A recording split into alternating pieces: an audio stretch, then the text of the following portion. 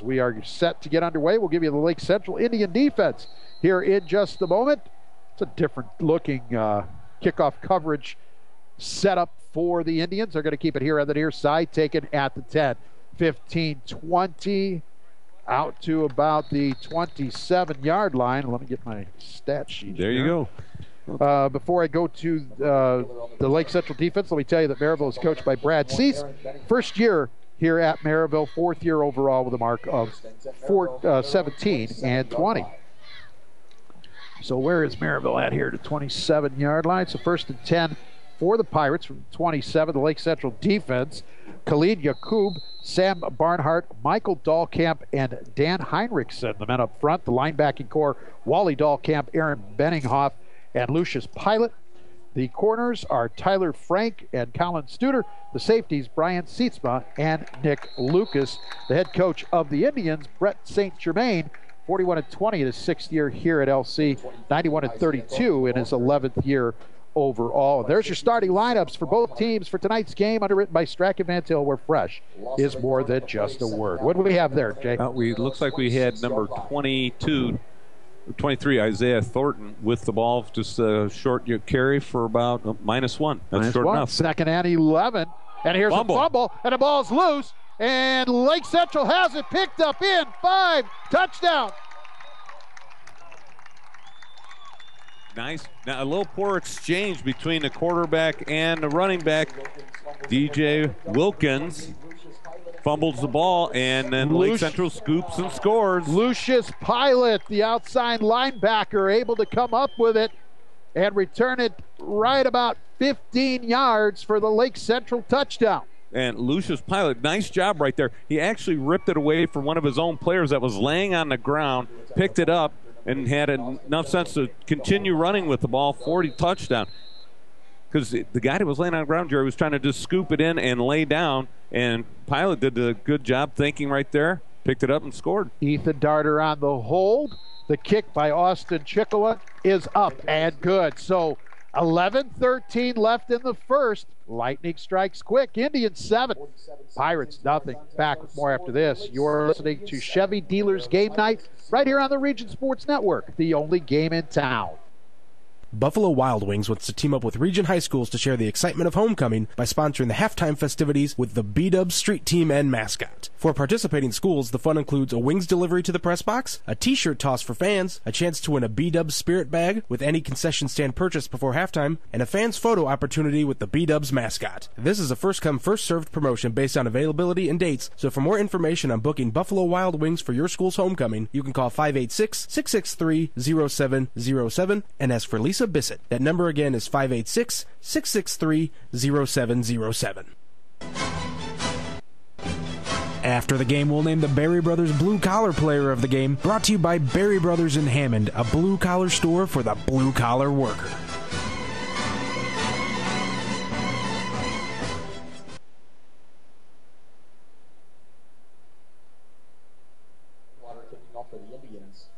Back here at Lake Central High School, we welcome you to this Chevy Dealers Game Night on the Region Sports Network on 90.5 FM WRTW and 90.5 FM WRTK. It's underwritten by the Chicagoland and Northwest Indiana Chevy Dealers. Chevrolet, the best-selling brand in Chicagoland and Northwest Indiana, #1.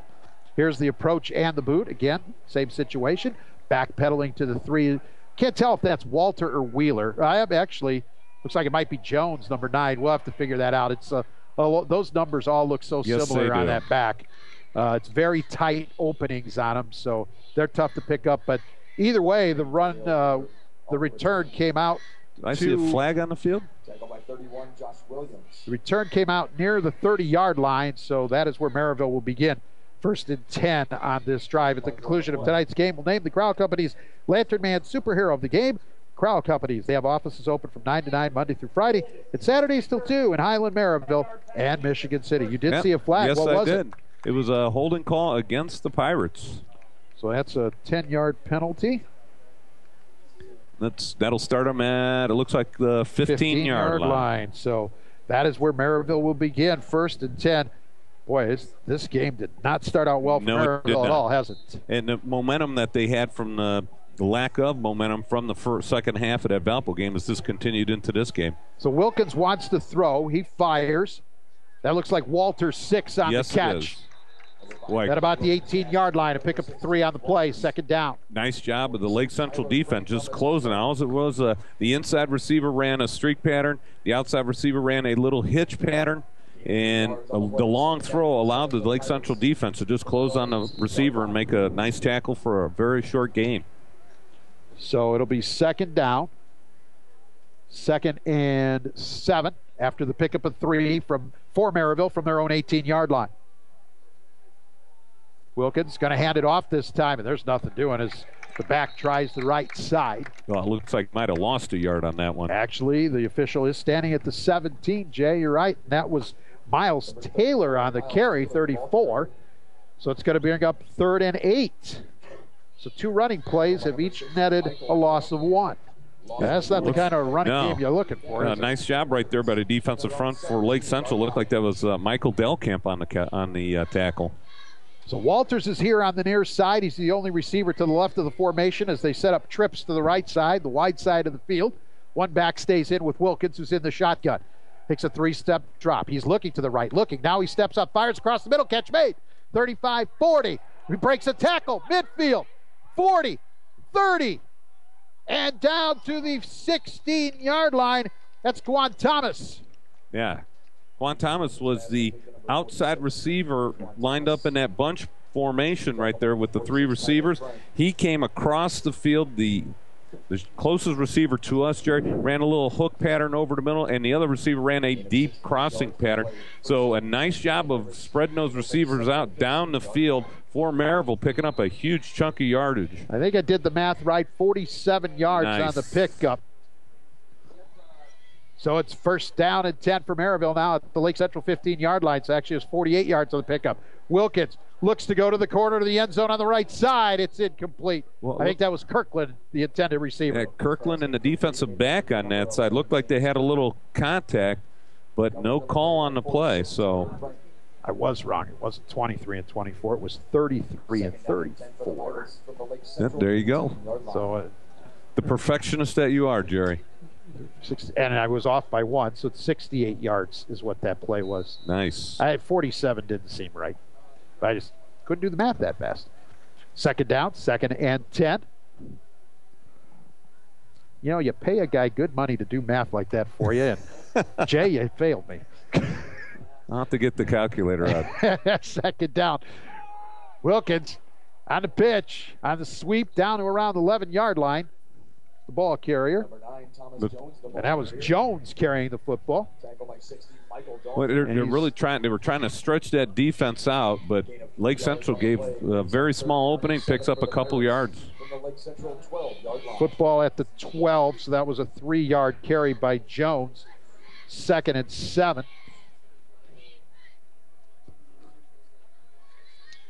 Wilkins looks over to the sideline. And they're going to go with a tight bunch formation here.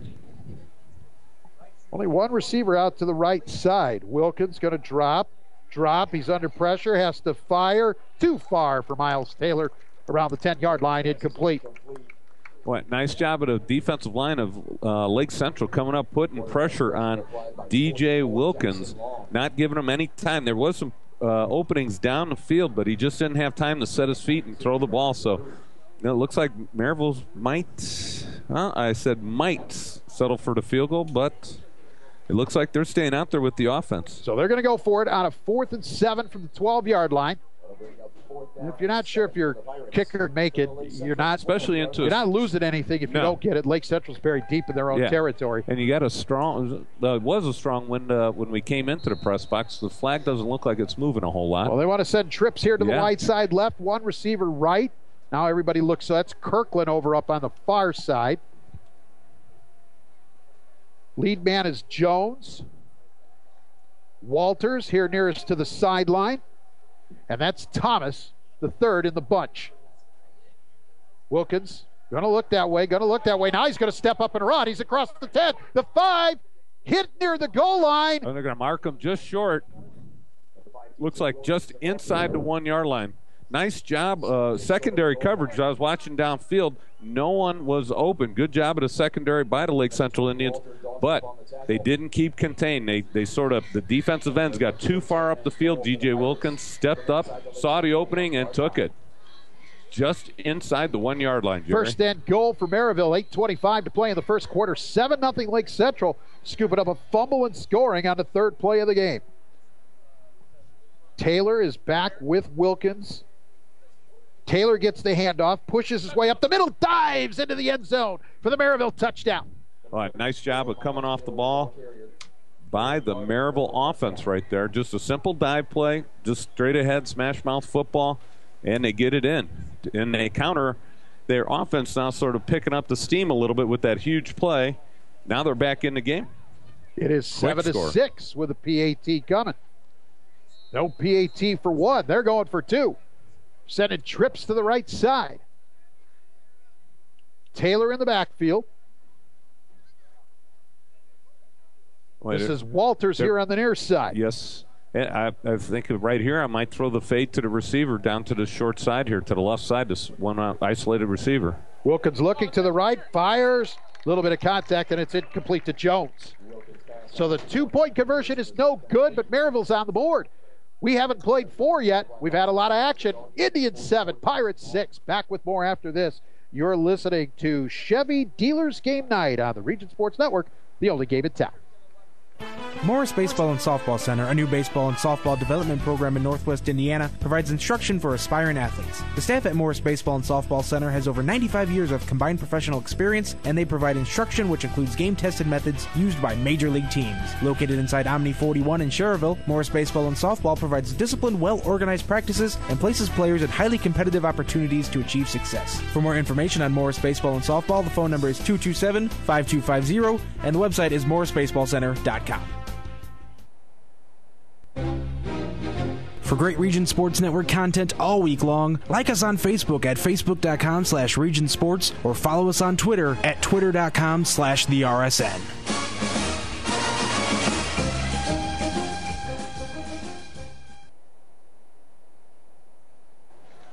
You're listening to Chevy Dealers Game Night on the Region Sports Network, presented by your Chicagoland and Northwest Indiana Chevy dealers. Chevrolet, the talk of the town. Our featured dealers for tonight's ball game are Mike Anderson Chevrolet on 61st Avenue in Merrillville, supporting the Pirates, and representing the Lake Central Indians is Christensen Chevrolet on Indianapolis Boulevard in Highland. He's Jay Simmons. I'm Jerry Siska. We've got a good one. 7-6. Lake Central, they took a fumble recovery in for a touchdown. Merrillville took a drive down the field, scored, went for two, and missed. That's how we are where we are. And the kickoff right there went out of bounds, so Lake Central's going to elect to take the penalty and get the ball at the 35-yard line. So first down for the Indians. Yep, the first time they've been on the field. Yeah, it is. So that means we probably need to do Strack and Van Til starting lineups. We'll get to that momentarily. Lake Central in gray uniforms with blue numbers. Ethan Darter, the senior, at quarterback. Drops back, looks, throws to his right. That's Austin Atkins on the catch up to the 41. Yeah, just a simple little hitch pattern. The Merrillville defensive backs playing a little soft. Just take advantage of it. A little pitch and catch. Pick up 6 yards. Ethan Darter is your quarterback. Austin Atkins, one of your wide receivers. Josh Benson, the other. Excuse me. You go ahead and talk when I... okay. It's okay. Sorry. I'm fine now. Backs I formation for Lake Central. Handoff. Across the 40 out near the 42-yard line. See if we get the number on the ball carrier there. Anthony Giles. Was it Giles? Okay. That's going to be third down, and it looks like about 3 yards. Giles to the 42. So we'll give him a yard on the carry. Giles and Pena, the backs for Lake Central. The wide receiver is, tight end is Ryan Burita. Darter's going to go under center with an I formation again. Fakes to the deep back. He wants to throw. Fires in the middle. Knocked away That was Anthony Tucker on the defensive end. Boy, tight coverage right there. They had the outside receiver run about a 10-yard hook pattern, curl pattern over the middle, and the inside receiver run a wheel pattern. He got to the flats and then turned it up the sideline, and both receivers were very well covered. Good coverage by the Pirates in the secondary. So Austin Chekalik on to punt it away. 3 and out for Lake Central on their first offensive possession of the evening. Not good snap. Here's the punt with the wind, backing the returner up to the 20, 30, and dropped at the 35-yard line, and then flags. Another penalty. And that was Thomas Jones on the return.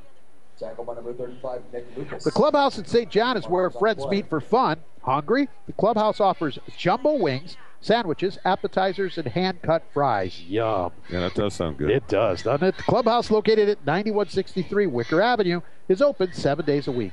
Food, fun, and friend, the clubhouse. So what's the penalty here? That looks like it was a 10-yard penalty, first down. Holding call against Merrillville, another one. That's actually the third penalty against Merrillville already. Only 20 yards. The other one was the procedure on the kickoff. And so the Pirates will begin this drive, 1st and 10 from their own 20-yard line. 6:52 to play in the first quarter. Lake Central 7, Merrillville 6. Again, these two clubs, along with Chesterton and Valpo, tied for the DAC lead with just 2 weeks remaining, including tonight. So 1st and 10, the Bucks. Wilkins over the middle and dropped. That would have been a good pickup there by. Took his eyes off the ball.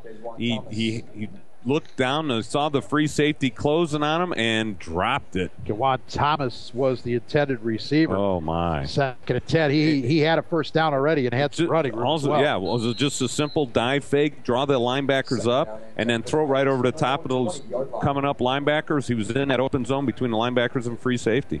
So 2nd and 10 for Merrillville. Trips to the right side.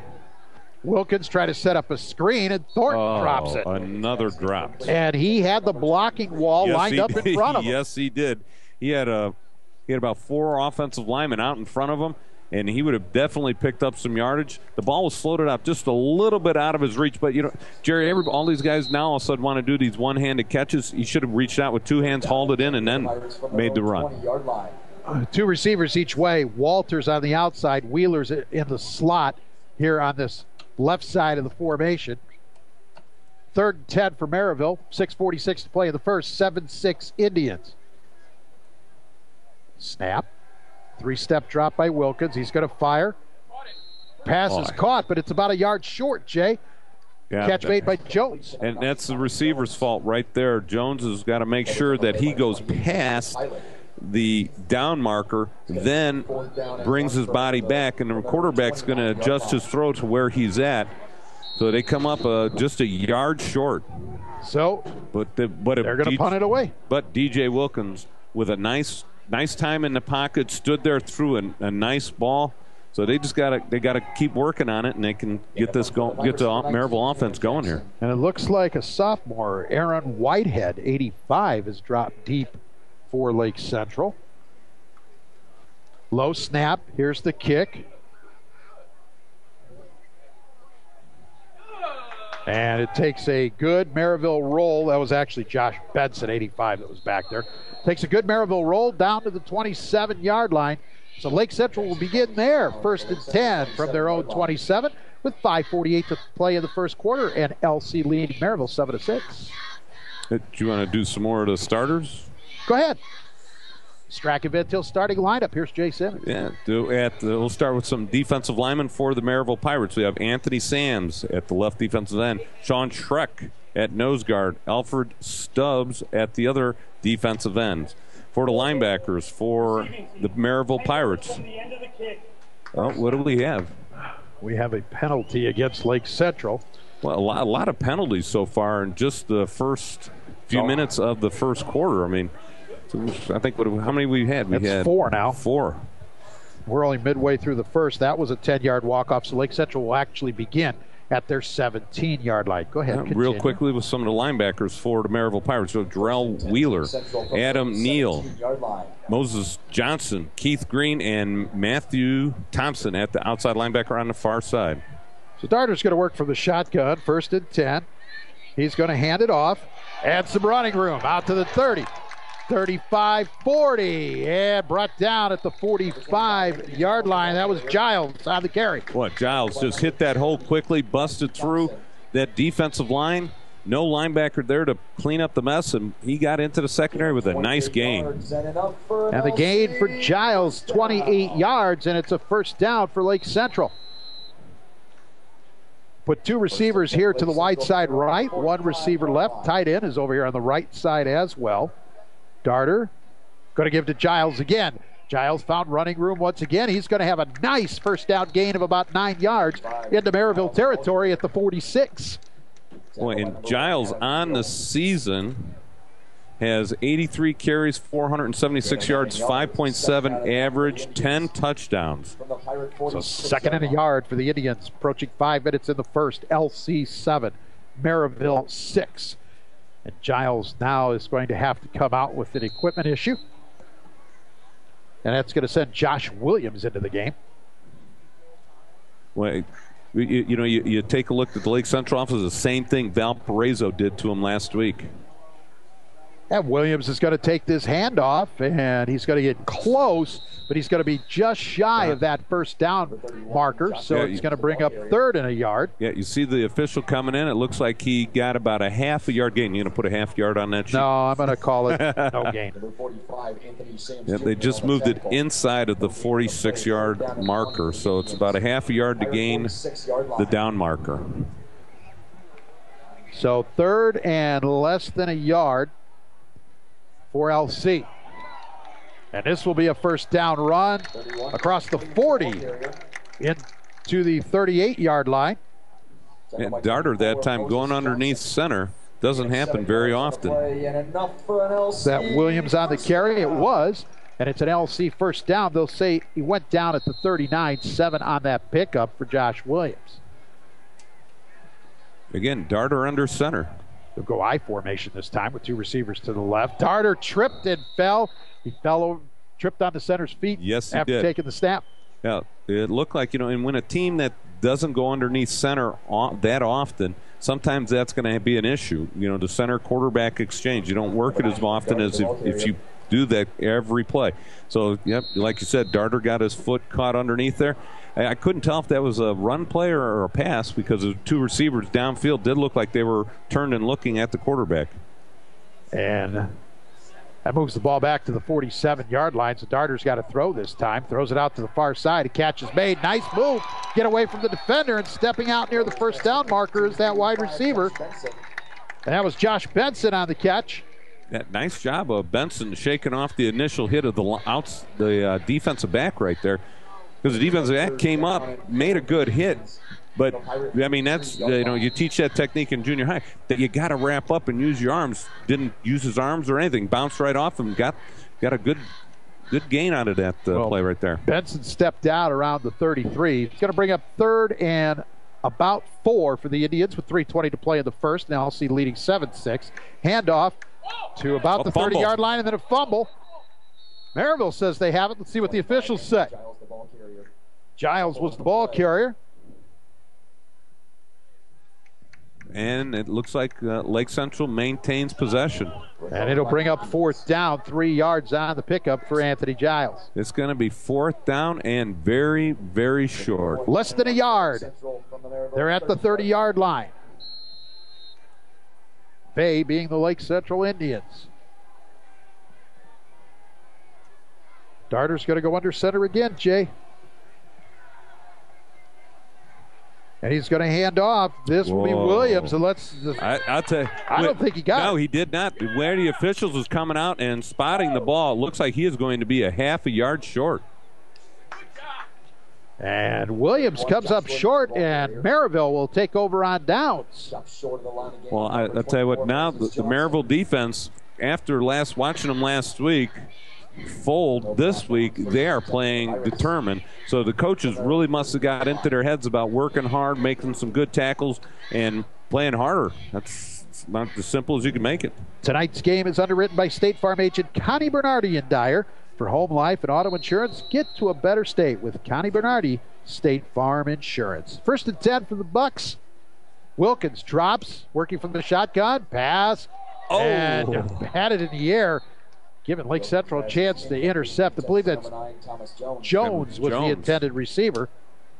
And the pass was short. Jones went down to try to get it, got a hand on it, popped it in the air, gave Lake Central a chance to pick. But for Merrillville's sake, it fell harmlessly to the turf. We got a quick score, 17-7. Carmel versus Warren Central is winning with 5 minutes left in the second quarter. Wilkins, 2nd down and 10. Is going to keep after the fake to Taylor. He's going to turn it upfield here on the left side, get across the 35 to about the 36-yard line. So Wilkins going to pick up 6 on the play, and it's going to bring up 3rd down. DJ Wilkins on the season, 34 carries, 150 yards, 1 touchdown. Doesn't look really happy about carrying that ball out there on a design play. Actually picked up 7. It's 3rd and 3 for Merrillville from their own 37-yard line.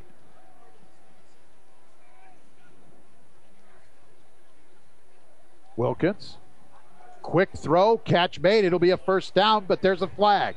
Yeah, right where the offensive line was making the pass protection. So, penalty marker on the play. Go ahead.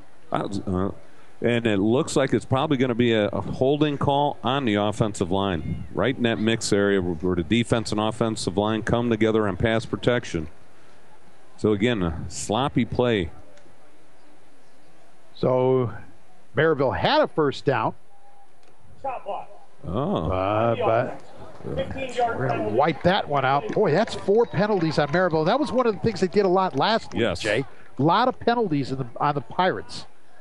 You usually don't see that call that often, but last night I was watching the NFL game, and there was several of those calls made last night. This brings the football all the way back to the 19-yard line, and what was a 1st down has now turned into 3rd and 21 with 1:48 to play in the first. 7-6 Lake Central. Yep. Trips to the right. Wilkins sets the back to his right side as well. Then he's looking left, and he's going to fire it downfield, and it's tipped away beautifully by the defender here on the near side. Is that Studer, 10? Studer, yep, number 10. Nice job. Boy, he played that one just right. Cut underneath the receiver just at the last second and tipped that ball away. He had about a half a step on him, and it was actually a perfect throw. Just a great job defensively by Colin Studer. So that brings up 4th down, and the Pirates are going to have to punt it away. Studer on the season does have 3 interceptions, so he is doing a great job back there. Here's the boot. It's into a wind. It's going to hit the turf, and it's going to take a nice roll for Lake Central, and they're going to have good field position as they will begin this drive at the Merrillville 43-yard line with 1:20 to play in the first, and the Indians lead at 7-6. Yeah, Jerry, it looks like one of my iron shots. When I hit the green, it just spins back right into the hole. Yeah, but you're not telling it. Yeah, there you go. Okay, so you overshoot it. Gotcha. Okay, now I follow. Tonight's game is underwritten in part by Jesse Kickert of Caldwell Banker Realty in Highland. Jesse is on the web at his brand new site, KickertHomes.com. It can be reached at 708-516-6282. That's Jesse Kickert of Caldwell Banker, a proud supporter of Region Sports. So 1st and 10 for the Indians, leading 7-6. Trying to take advantage of good field position here to start this drive. Darther in his shotgun, drops back, and the pass is incomplete. Intended for Benson. Intended for 25, Anthony Giles. Anthony Giles on the try for the reception. Hey, you look at some of these receivers for the Indians. You got Atkins with 38 catches, 591 yards on the season, 9 touchdowns. Benson, 39 catches on the season, 617 yards, 15-yard average, and 3 touchdowns. So you got a couple good receivers out there for Ethan Darter. So it's 2nd and 10. We have some scores from around the area. We'll get to those in between some of these plays. A little quick pass across the middle Catch made down to the 35-yard line. Just a quick hitter to the tight end. Yeah. Is that Burita? Yep, that's what it looks like. Yep, and Burita tried to stretch out and get looked like, I thought at first he might have been just 1 yard short, but it looks like a pickup of 8. Boy, you get those linebackers blitzing up the middle, you throw right over the top of them, Jerry, you can get some nice pickups with your tight end right there, just those quick hitters. That's a quick hitter for 8, and it makes a very manageable 3rd and 2 for Lake Central as we're inside the final 45 seconds of this opening quarter. Still a very small crowd on hand tonight. Well, you know why? Cubs are on. Yeah, you're right. That's 1-0. Here's a pass that falls incomplete, and it'll be 4th down. The Cubs are down 1-0 going to the bottom of the 5th in St. Louis. Let's we'll see what's going on. Get a couple scores in. Yep. Let's see. Lowell Munster 0 in the second quarter. Chesterton 7. Crown Point 0 in the first quarter. Wheeler 7. Boone Grove 7 in the first quarter. Valpo Portage knotted up at 7. Whiting 16. Bishop Knowles 0. Andrean 20, Griffith 0 in the first. Hobart and Morton tied up at 7 in the first quarter. Gets more after this play. Lake Central going for it on 4th and 2 from the Merrillville 35-yard line. Double tights in this formation, one each way. Darter wants to drop, fire, catch made. And that'll be a 1st down to the 25-yard line. And that is Benson. Josh Benson on the catch. Benson just a little hitch pattern to the outside right there. Came back to the ball nicely. Turns it up and gets some bonus yards. Yards after the catch. Nice job. 9 yards on that pickup. And it's a 1st down for Lake Central. Again, Ethan Darter in the shotgun. And he wants to hand it off this time. A little room up the middle to the 20-yard line. Well, it looks like that will be the last play of the first quarter. We'll get to some more of those scores after this timeout, right, Jerry? Giles picks up 6 on that play. And that is the end of the first quarter with the score. Lake Central 7, Merrillville 6. You're listening to Chevy Dealers Game Night on the Region Sports Network, the only game in town. This is Herm Hoagie of RE/MAX Realty Associates of Munster. Stay tuned, everybody, for the Herm Hoagie Halftime Report, which is coming up soon, right here on Region Sports Network, the only game in town. Jack's Warehouse, Northwest Indiana's newest indoor family fun center, is proud to sponsor sports on the Region Sports Network. Jack's Warehouse has fun activities for all ages, including go-karts, bumper cars, sky trail, laser tag, and an arcade. Jack's even has glow-in-the-dark mini golf. Located next to Omni on Route 41 in Schererville, Jack's has 6 party rooms available for events and parties. For more information, the website is jakswarehouse.com, and the phone number is 322-JAKS. Dr. Paul Wolf and Dr. Sharif McHale of Northwest Oral Surgeons share over 40 years' experience in wisdom teeth extractions, general extractions, oral surgeries, and dental implants. Procedures are done in a comfortable and relaxing atmosphere with general anesthesia or sedation. Northwest Oral Surgeons features 2 locations in Northwest Indiana. In Munster, the number is 836-0044, and in Schererville, the number is 322-0501. Or you can find us on the web at northwestoralsurgeons.com. Stay tuned after the game to hear who will be named the Crowell Company's Lantern Man Superhero of the Ballgame, underwritten by Crowell Companies in Highland, Merrillville, and Michigan City. You're listening to Chevy Dealers Game Night on the Region Sports Network, presented by your Chicagoland and Northwest Indiana Chevy dealers. For more details on the great Chevy lineup, website is ChevyDrivesChicago.com. Our featured dealers for tonight's ball game are Mike Anderson Chevrolet on 61st Avenue in Merrillville, supporting the Pirates, and representing the Lake Central Indians is Christensen Chevrolet on Indianapolis Boulevard in Highlands. So we had an incomplete pass intended for Austin Atkins in the end zone to begin the quarter, and then what did we have? We had a pass interference by the Pirates in that corner, a little fade pattern to the corner for Austin Atkins, and it looked like the receivers and the defensive back got their hands tied up. So that takes the football to the 10-yard line, as that is another penalty on Merrillville, a 10-yard penalty. And so the football at the 10 for Lake Central, 1st and goal. Darter, hands off. Nothing doing, just off the right side. Giles, give him inches. I was going to give him a yard. I can't do that looking at the official, so we will call it no gain. Yeah, he moved the spot of the ball from in front of the 10-yard line to just past the 10-yard line. So less than the length of the football. We'll give him that, Jerry. So I'm looking at the stats here for Lake Central, and I see Ethan Darter does not have, either they didn't register a carry or he didn't have a carry, but he's got no rushing yards. Well, now he has -8. Second down and 10 on that stumble. That's what that's got to be. Darter wants to fire, and it's batted away at the line, incomplete. He had a man cutting. Yes, he did. Had to yeah, it looks like number 1, Adam Neal out there from his inside linebacker position, stepped up and got right into the passing lane. Nice job of batting that ball away. So it'll bring up 3rd and goal for Lake Central from the 10-yard line. 11:09 to play in the first half. 7-6 Indians. Don't forget to stay tuned for the Herm Hoagie halftime report. So, 3rd down. Receivers left and right. And now we have whistles as somebody wants a timeout. Which side took it? Yeah, they still haven't signaled it yet. Merrillville's taking it. I'm going to keep it right here. What do you think? Sounds like a plan. Okay, let's do that. Did you get through all the scores? I did not. I have to find my phone. Okay, while you do that, I'll tell everyone that tonight's game is underwritten in part by the Randall K. Miss Accounting Group in Sherrville.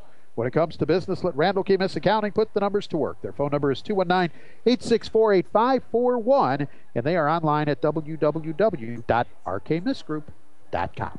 Hey, here we go. Andrean 20, Griffith 0 in the first. Hobart, Morton tied up at 7 in the first quarter. KV 7, Highland 0 in the second.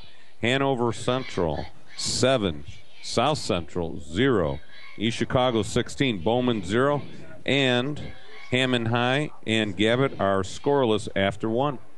So there you have it, and now both teams have come back onto the field, so we are ready now for this 3rd and goal play for Lake Central. 3rd and goal from the 10-yard line for the Indians. Looks like Williams in the backfield this time with Darter. Darter throws a fade into the end zone. Oh, wow. Caught for the touchdown. And that was that Benson? Josh Benson, it looks like. Yes, it was. Josh Benson on the touchdown catch. What a nice catch. The quarterback threw it over just to look like on the inside part, or wrong shoulder throw is what they call it now. Came back, opened up, and just one-handed it, cradled it between his hands and his chest. And when he went down, was able to maintain control. Great job of pitch and catch right there between Ethan Darter and Josh Benson for the score. Austin Chekalik on for the PAT, and it's good. So with 11:03 to play in the first half, it is Lake Central 14, Merrillville 6. Let's take a break. You're listening to Chevy Dealers Game Night on the Region Sports Network, the only game in town. Herm and Chris Hoagie, broker owners of RE/MAX Realty Associates in Munster, are award-winning realtors with over 30 years of experience. Their team of over 35 agents is ready to help with any and all real estate needs in Lake and Porter counties, as well as the southeast Chicago suburbs. They can be found on the web at regionhomes.com. Herm and Chris Hoagie are proud to underwrite the Herm Hoagie halftime report during tonight's game.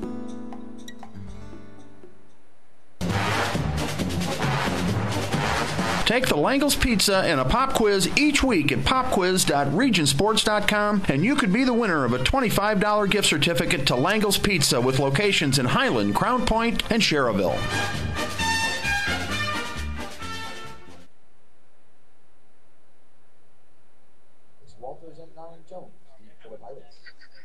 Welcome back, along with Jay Simmons. I'm Jerry Siska, and you're listening to Chevy Dealers Game Night on the Region Sports Network, presented by your Chicagoland and Northwest Indiana Chevy Dealers. Chevrolet, the talk of the town. Our featured dealers for tonight's ball game are Mike Anderson Chevrolet on 61st Avenue in Merrillville, supporting the Pirates, and representing the Lake Central Indians is Christensen Chevrolet on Indianapolis Boulevard in Highland.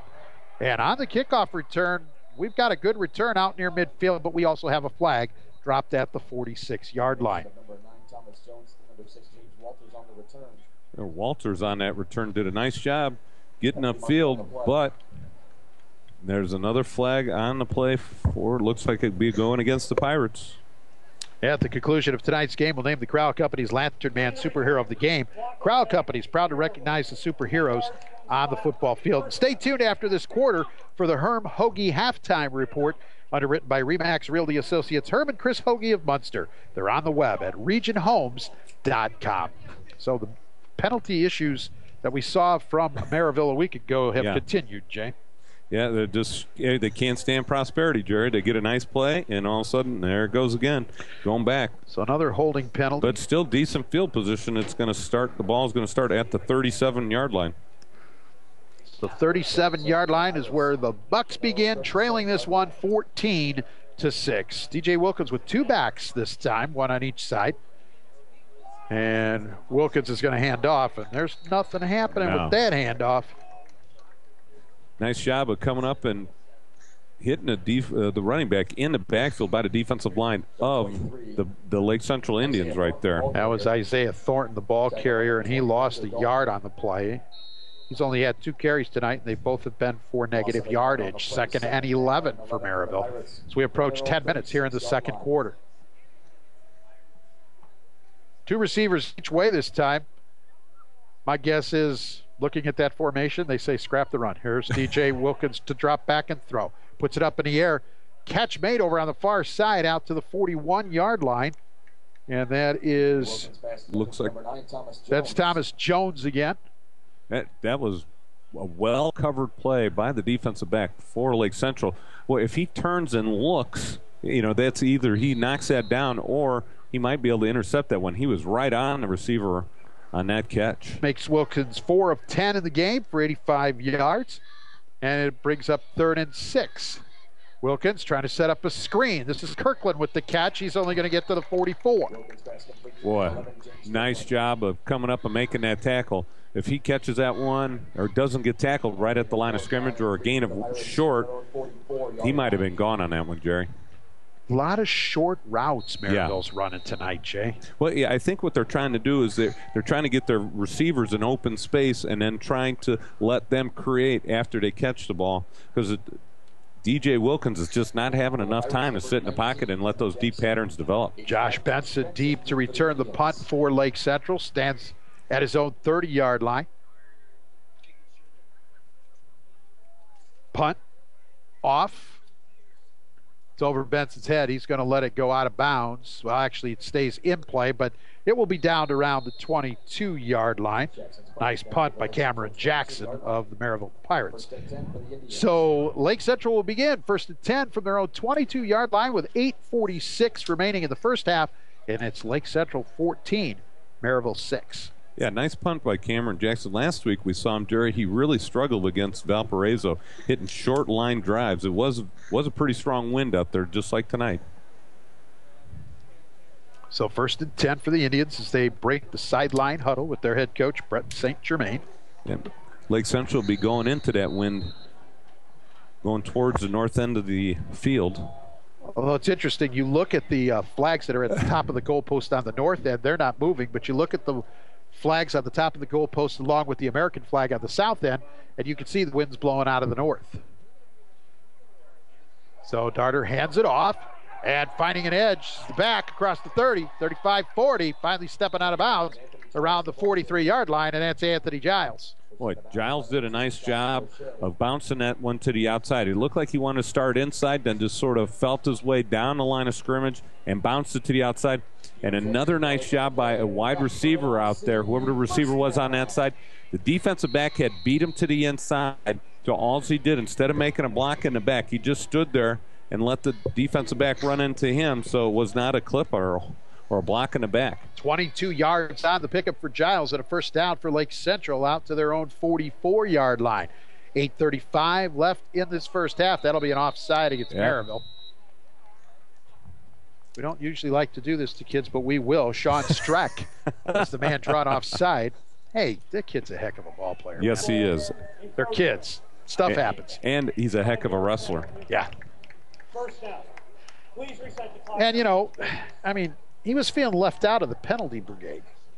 He says, we've committed a lot of them, and for 2 weeks I haven't done anything. Let me do something. And that's 60 yards in penalties by the Pirates. Yes, plus that doesn't count the illegal procedure penalty on the kickoff that went out of bounds. That's 60 on the ones they walked off. Darter hands off to Giles. Giles gets across midfield right around the 49-yard line of the Pirates. 25, Anthony Giles, the ball carrier. Yeah, I noticed that Lake Central's been trying to run that isolation play on the inside, and it's worked once or twice, but not a whole lot much more than that. They've been successful at running the ball to the outside, though. Well, in this formation, they're going to put two receivers to the right, which is the wide side, and an eye behind Darter. The fake to Giles. Darter wants to throw it downfield. He's got a man open, and it's incomplete. The ball was slightly underthrown, forcing the receiver, Austin Atkins, to have to sort of slow up and turn to try to catch it, and he couldn't hang on. Boy, that would have been a very nice catch if he'd have came up with that one. Really he was trying to run and turn back at the same time and just couldn't get his hands up to secure the ball just enough. Boy. I'm sorry. I was just going to say, just float that ball out there and let the receiver run underneath it. Ethan Darter was just trying to be too precise on that play, especially when the receiver breaks wide open on that one. Atkins ran that wheel pattern perfectly, and he was open, had the defense back beat by 2 steps. 3rd and 3 for Lake Central from the Merrillville 49-yard line. 8 minutes to play in the first half. Darter drops. He has to roll to his right. Puts it up, fires, a catch made on the far side, and it'll be enough for a first down. It's at the 43. Austin Atkins on the catch. Nice job of Atkins right there. He looked like he was running a go pattern, saw the quarterback start to scramble, and in a scramble drill, anytime you run a go pattern, you automatically stop, plant, come back to the ball, and he separated himself from the defensive back and made a nice catch. Got the first down. Lake Central wants to put 3 receivers wide side left this time. 1 receiver up on the sideline to the right, 1 back. Darter in the shotgun. 1st and 10 Indians. And there's a handoff. And it's Giles to the 42, maybe the 41. See where they spot the football. Won't be much. A yard. They're going to say the 42. 2nd down. Again, Lake Central trying to do what Valparaiso did to Merrillville last week, run in between the tackles and get some big yardage. But Lake Central has not been able to do that. So it'll be 2nd and 9 for the Indians as they are at the Merrillville 42-yard line. Darter fakes to Giles this time. There's some miscommunication between the quarterback and the wide receiver there, Josh Benson. Yeah, Benson looked like, or I should say, Darter probably thought it looked like he was going to break that pattern off quicker and threw maybe a 5-6 yard quick hitch, and the receiver went a little bit deeper and then nothing to it. But I think Darter just threw it to an open area and just said, you know what, let my receiver try and adjust and come back to the ball. Yep. So, you know what? No harm, no foul because there was good coverage out there. 3rd and 9 for Lake Central. Clock stopped at 7:14 left in the first half. 14-6. Indians in front of the Pirates. Darter on a long count. Fakes to Giles again. He looks left. Now he's going to fire. Catch made to the 30-yard line, and that'll be a first down. And that is Austin Atkins on the catch once again. Oh, Atkins completely stretched out on that one, came down with it. Enough for the first down. Nice throw right there by Ethan Darter. Had to throw over 1 defensive back and keep it underneath the other one. And right there, Atkins showing nice hands, comes up with the catch. Another first down for Lake Central. They're 6th in this half. 7 minutes. Clock runs here in the 2nd quarter. Don't forget, at the end of this quarter, the Herm Hoagie Halftime Report, underwritten by RE/MAX Realty Associates Herm and Chris Hoagie of Munster. They're on their web at regionhomes.com. Hand off to the 25. Giles with the carry. I mean, if I'm Merrillville right here, I look at the stats and say Darter has not carried the ball. I'm not going to honor that play action or that quarterback option like they've been running.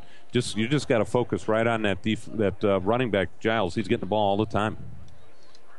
26-yard line, a pickup of 4 for Giles. Second down, 2nd and 6. Darter steps up, and he is going to tuck and run, and he's going to have a first down, getting across the 20, stepping out at the 19-yard line, and that's a good play right there by Ethan Darter. Nothing available, saw the turf in front of him, and got what he could and stepped out to avoid the hit. Exactly, and if you look at it from the Merrillville perspective, there was good coverage, but their defensive tackles got too far up the field and allowed Darter to step up and make that play happen. But a great job by Darter, just having that vision, looking downfield, seeing no one open, took the ball and got the first down. So 1st and 10 for the Indians from the Merrillville 19-yard line. 6:13 to play in the half. Lake Central by 8 and trying to add to that lead. Darter drops. He's going to fire. Oh, the receiver cut off the route, and it nearly was picked off by Anthony Tucker. Yeah, Tucker read the route perfectly. It was a quick slant, and Tucker jumped it. Darter thought he was open for a second and threw it in there, but nothing doing, man. Tucker read the play perfectly, almost came up with a big interception. Tonight's game is underwritten in part by State Farm agents Rich Allenbaugh in Highland and Bob Reese at Crown Point. Like a good neighbor, State Farm is there, and so are Rich and Bob. Rich can be reached at 923-3030 and Bob at 663-7337. State Farm agents Rich Allenbaugh and Bob Reese are proud supporters of high school sports. Yeah, it looks like we got a timeout on the field. Do we? Yes, and it's going to be Lake Central. Okay. Well, let's take one as well. 6:09 to play in the first half. Indians 14, Pirates 6. You're listening to Chevy Dealers Game Night on the Region Sports Network, the only game in town. Tonight's game is underwritten in part by attorney Carl Hand and the Hand Law Group. Located at 1000 Eagle Ridge Drive in Cherryville, the Hand Law Group has over 20 years' experience in personal injury, family law, estate planning, and business law. To learn more, the web address is carlhandlaw.com. That's Carl with a K, carlhandlaw.com, and the phone number is 924-2640. Carl Hand and the Hand Law Group. Quality, experience, results.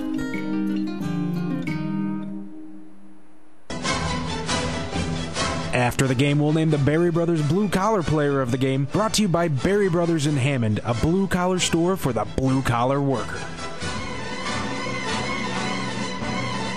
Along with Jay Simmons, Jerry Siska back with you here at Lake Central. You're listening to Chevy Dealers Game Night on the Region Sports Network, presented by your Chicagoland and Northwest Indiana Chevy Dealers. 90.5 FM WRTW is where you're at. The Region Sports Network, 2nd down and 10 for the Indians from the Merrillville 19-yard line. 6:09 to play in the first half. Darter drops, pump fakes. Now he's got to roll out of the pocket. He lost the football. It looks like Lake Central came up with it, but they will lose yardage on the play, about 5. Fumble on the play recovered by Lake Central, 61. Oh, it's 61 for Lake Central. Comes up with the Derek Pass, Jr., knocked out by Jarali Wheeler. So the ball back to the 24. Well, first fumble by the Indians tonight. They do recover, but now create for themselves a 3rd and 14. Well, I think, Jerry, right here, you go half the distance. You get, try to get an 8 to 10 yard play, make it 4th down and manageable, depending on how good the field goal kicker is for Lake Central into this wind.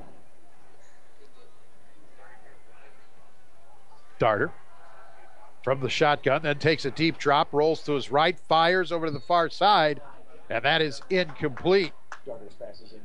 Again, good coverage by the Merrillville secondary. They're playing very well tonight, Jerry. That ball was kind of floated by Darter. Yes, it was. And gave that corner, I believe that was Tucker out there, an opportunity to break on it and possibly pick it off. So now it's 4th and 14. Yeah, on that play, Darter didn't set his feet and throw. Tried to throw it on the run, and that's what's going to happen when you try and throw the ball on the run.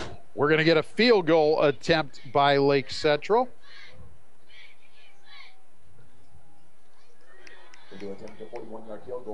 This is Austin Chekulik on to attempt a 41-yard field goal into the north wind.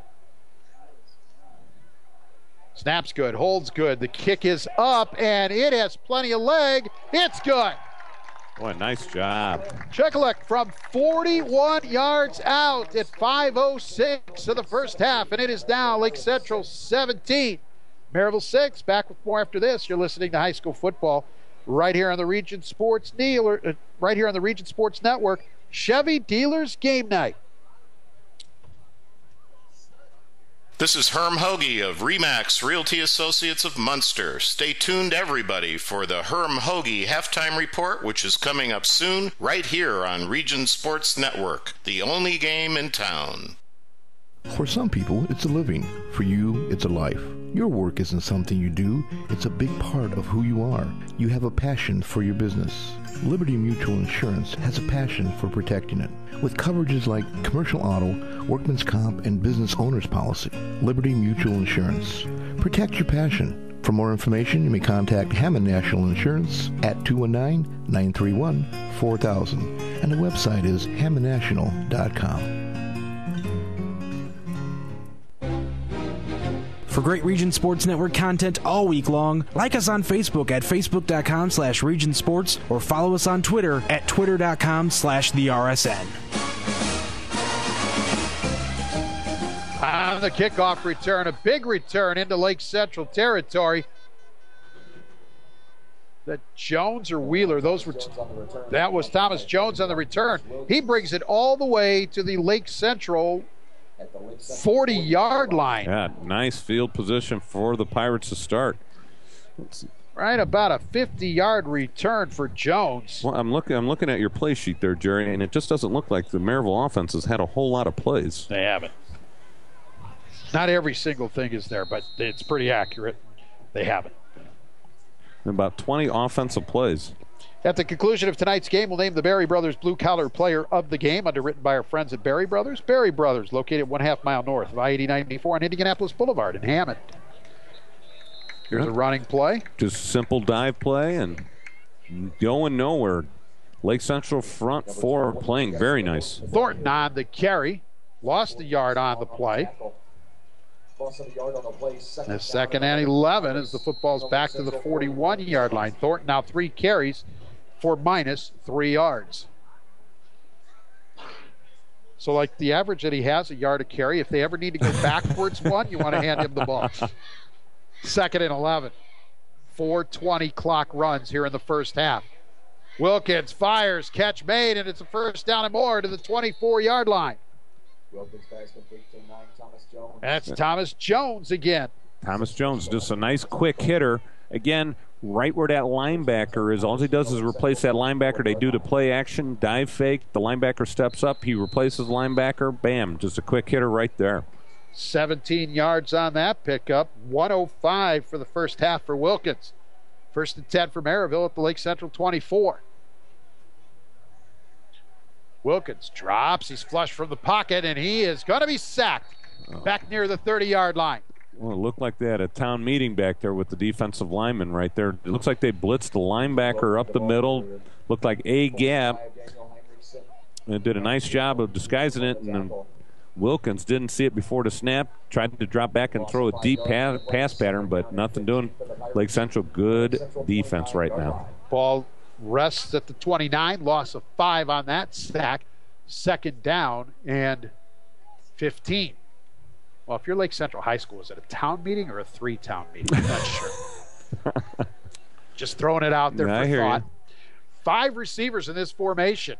Wilkins flushed from the pocket. He escapes one man. Now sets. Fires across the middle. Catch made. And a touchdown for Merrillville. That's Kawan Thomas. Kawan Thomas did a nice job hanging in there. There was 3 defensive backs standing right by him. He caught it right between them. They all tried to break to the ball, but nobody was able to get a hand on it and knock it down. They all dove and came up empty, Jerry. 29 yards on the touchdown pass. Now the PAT attempt. Well, no, they're going to go for 2. They went for 2 after the first touchdown, missed. They're going to stack receivers both sides, left and right. And a whistle and a flag. I would think now if they're going to push them back 5 yards that they would kick the extra point. Dead ball, false start on the offense. 5-yard penalty. Replay the try. Thomas, 2 catches on the night, 97 yards and a touchdown. When he does get a touch, it's effective. Yes, he is. So I think we're figuring out the pattern. I mentioned if you want to go backwards a yard, you give it to Thornton. If you want to go forward for big chunks, you throw it to Thomas. So Merrillville's still going to go for 2 even after the penalty. And now we have another penalty. You know, Merrillville's been called for penalties to the point it's in my punts box on my score sheet.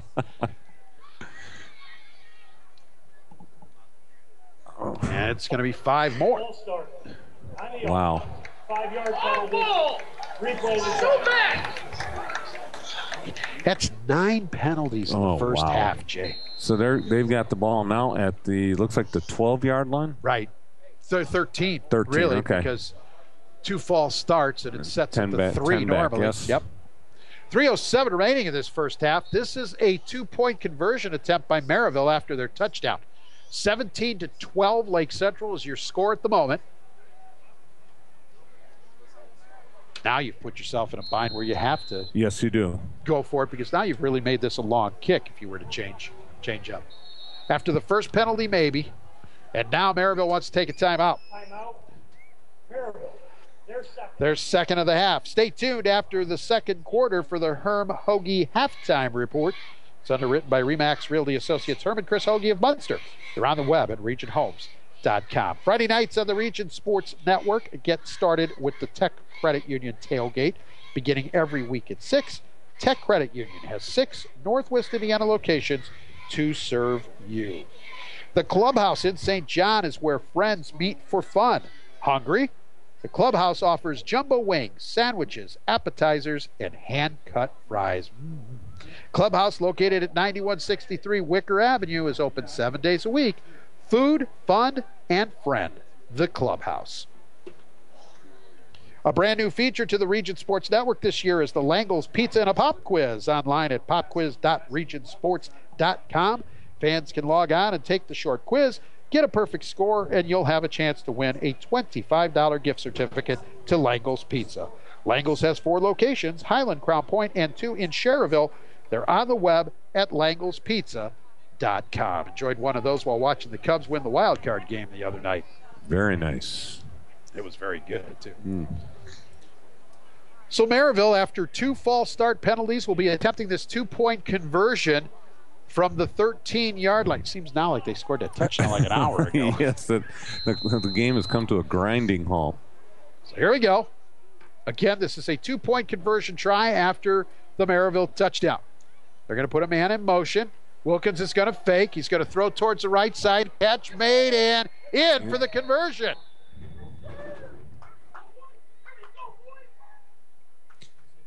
Looks like number 8. Was that 8 or 9? And we were wrong on both. It was James Walters. So the 2-point conversion pass from Wilkins to James Walters is good. And with 3:07 to play in the first half, it's now Lake Central 17 and Merrillville 14. Let's take 30 seconds. You are listening to Chevy Dealers Game Night right here on the Region Sports Network, the only game in town. A taste bud jumping frozen yogurt experience without the fat and calories of ice cream is at Sweet Frog Frozen Yogurt in Schererville. Sweet Frog offers non-fat, low-fat, sugar-free, supreme, or sorbet options, along with waffle cones, cups, banana boats, and parfaits.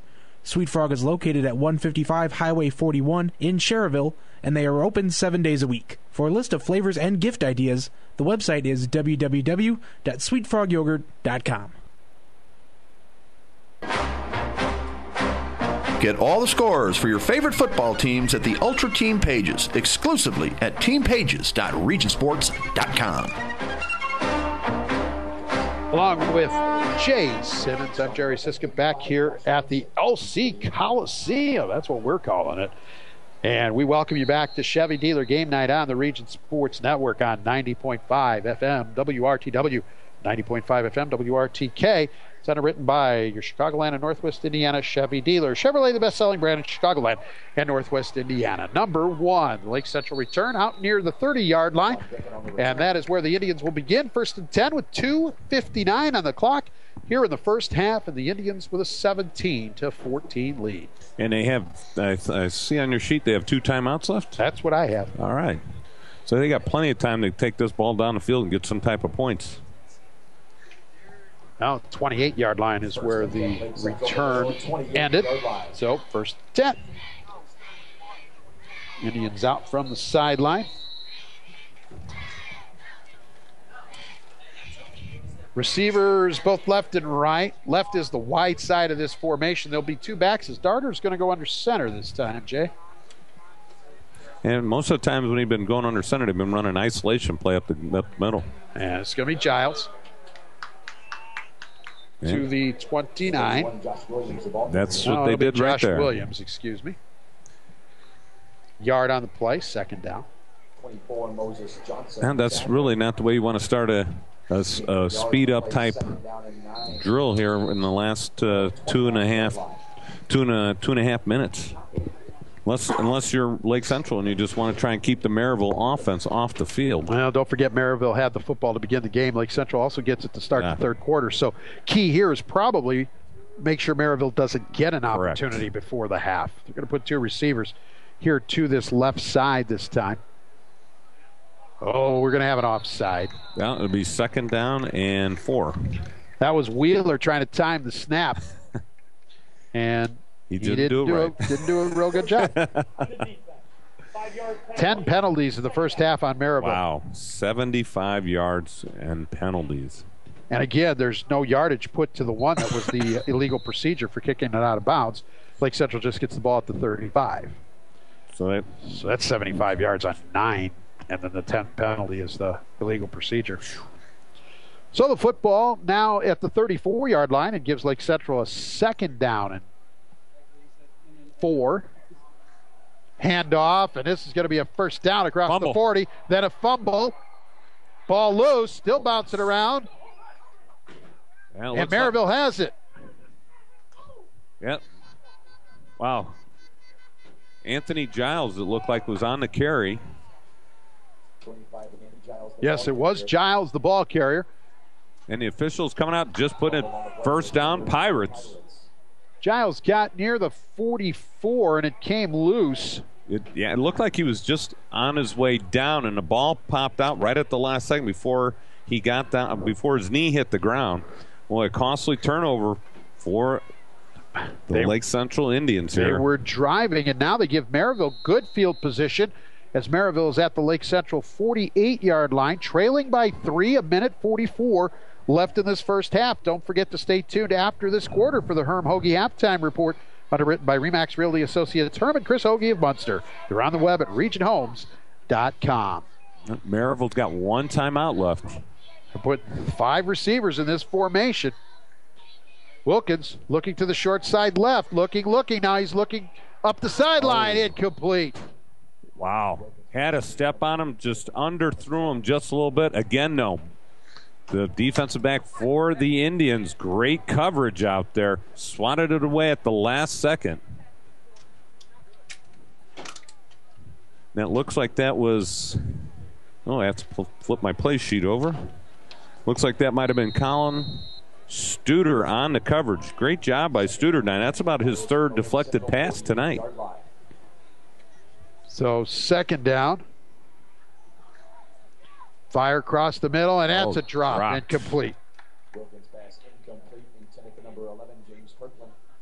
Yeah, Kirkland right there. One of the leading receivers for the Pirates. I don't think he has a catch yet tonight, does he, Jerry? Who? Kirkland. 1 for 3 yards. 1 for 3 yards. The leading receiver. He had a lot of catches last week in that game. A lot of targets. He's not even been targeted as much tonight. Jones has been the receiver they've been looking to quite a bit.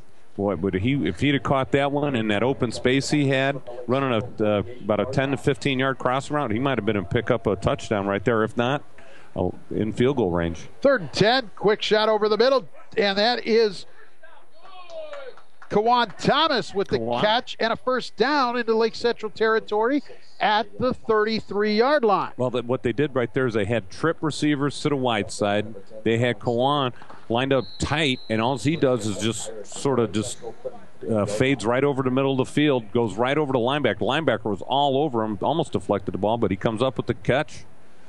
And that is a first down for Merrillville. 1:14 on the clock. Wilkins looking again. Fires and an out pattern and a catch made on the far side. Another first down. And that was Kirkland on the catch. Oh, the clock stopped at 1:07 on the first down. 12 yards on that pickup. Second catch of the hat for Kirkland. Boy, what a nice throw right there by Wilkins. Just threw it right to a spot. Receiver had to slide. Looked like he came in sliding in the second base and made the catch. So, 1st and 10 for Merrillville again. Wilkins dropping again. Now he's trying to roll left, and he's in trouble. And he is going to be dropped all the way back at the 43-yard line. Loss of 22 on that play. Big mistake right there for Wilkins, holding on to the ball way too long. He's got to just get rid of it right away. You know, he sees that pressure coming up the middle. He thinks his mobility is going to help him out right there. He should have just thrown the ball away, come back to live another down. 2nd and 31 with half a minute to play. Wilkins drops, fires across the middle. Catch made Kirkland to the 30. Kirkland with a nice catch across the middle.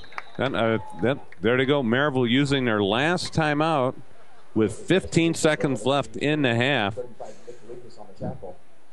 So that is, you're right, according to what I have, that is the final timeout. Go ahead and talk. I was going to say that, Jerry, it's sort of, they've been going for 2 so far this game.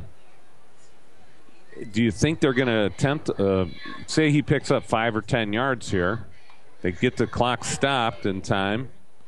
Do you attempt a 30-some yard field goal? I mean, if they pick up 10, but why have they not been kicking extra points up to this point? I have no idea. I mean, is their starting kicker hurt? Or is he the same guy that's been doing the kickoff duty? I'm just trying to figure this out here. You're asking the wrong guy. I know. I'm just working hypothetically here. They may have had a strategy that when we score the first touchdown, we're going for 2. Right. And when it didn't work, then they were forced to chase points. Yeah, definitely. That could have been the case. But if you get a 10, 12 yards, you have this wind at your back, what wind there is left, and if you miss, the half's over anyway. You're not giving up any field position. Well, do you run 2 plays into the end zone here? Because the clock will stop if they get a first down. But if they get tackled short of the first down, I don't think they can run back up to the ball and get another play off, especially if they're short of first down. They'd be 4th down even if they spiked it. They're going to run something here to this short side right. I bet they put trip receivers here. I don't think you can get 2 plays into the end zone in 15 seconds. Wilkins going to fire, catch made, and out of bounds at the 22. And that is Carl Stokes on the catch. Yeah, nice job just getting out of bounds right there. Got as many yards as he can, and then they're coming up to the line of scrimmage, so they're not gonna try a field goal. Wilkins at 195 yards passing in this first half. That's good because they have negative yards rushing. Really, they do. -9, -3, -12, 0, and 3. They're -9 rushing the ball in the first half. 9.7 on the clock here in the first half. 17-14 LC. Wilkins drops. He looks. He's going to fire for the end zone to Kirkland. Is it caught? Looks like it is. Touchdown! And Merrillville has the lead. Wow, what a great throw right there. Wilkins stood in the pocket. Lake Central only rushed 3 guys, so he had no pressure in his face. So all of a sudden, that opens up his time to let the receivers get down the field. Sat there and threw a nice ball. And that is the second touchdown pass of the night for DJ Wilkins, and Merrillville in front for the first time this evening. I just don't understand, Jerry, why you wouldn't line up. If you're only going to rush 3, put 5 or 6 guys at about the 5-yard line, put 3 or 4 guys, 2 or 3 guys over the top, and then handoff and into the end zone for the touchdown. The 2-point conversion. And now I think you've answered your question about there's an issue with the kicker, because that time they went for 2 as well. 1.8 on the clock here in the first half. It's now Merrillville 22, Lake Central 17. We'll keep it right here. Give Miles his 3 yards on the 2-point conversion. Just, finishing my thought here, why wouldn't they drop the linebackers to about the 10-yard line, maybe to, the 7 to 6, and then put the defensive backs in the end zone? If you're only going to rush 3, then you've got to have a strategy of dropping those guys. Let them catch the underneath ball, and then you come up and make the tackle.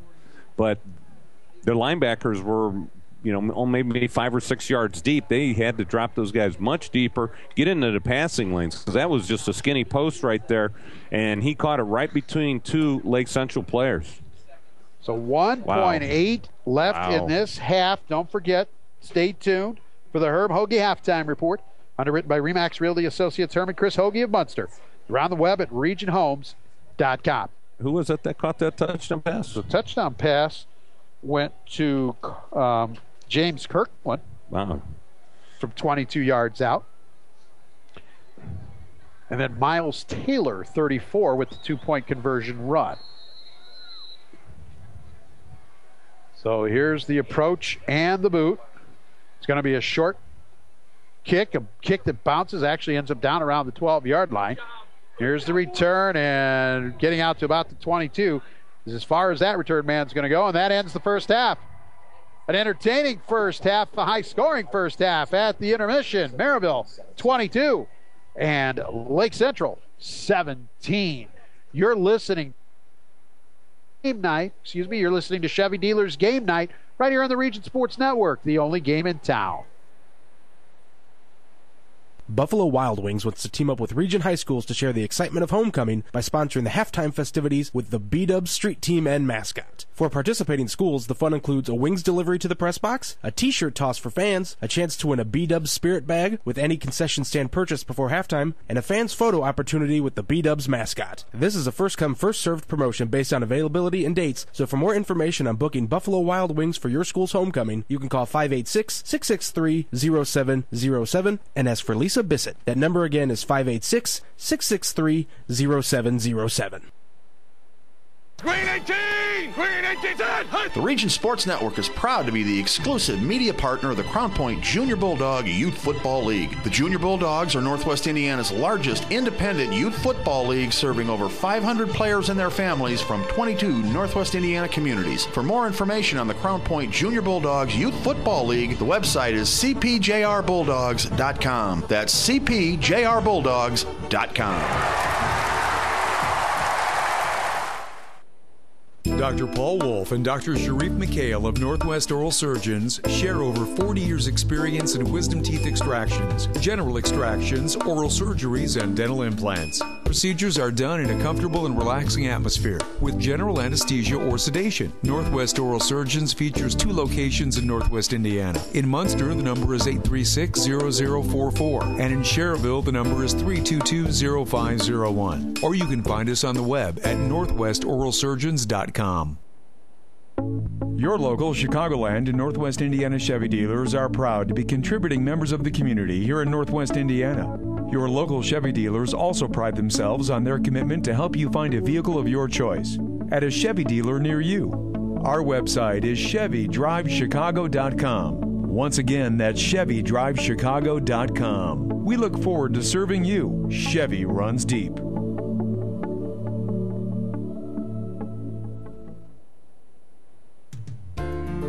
Tonight's game is underwritten in part by Langle's Pizza. With locations in Highland, Crown Point, and 2 in Schererville, Langle's is open for pickup or delivery 7 days a week, and orders can be placed online at langlespizza.com. Don't forget to take the Langle's Pizza and a Pop Quiz at popquiz.regionsports.com for a chance to win a $25 gift certificate. Langle's, serving the region since 1979.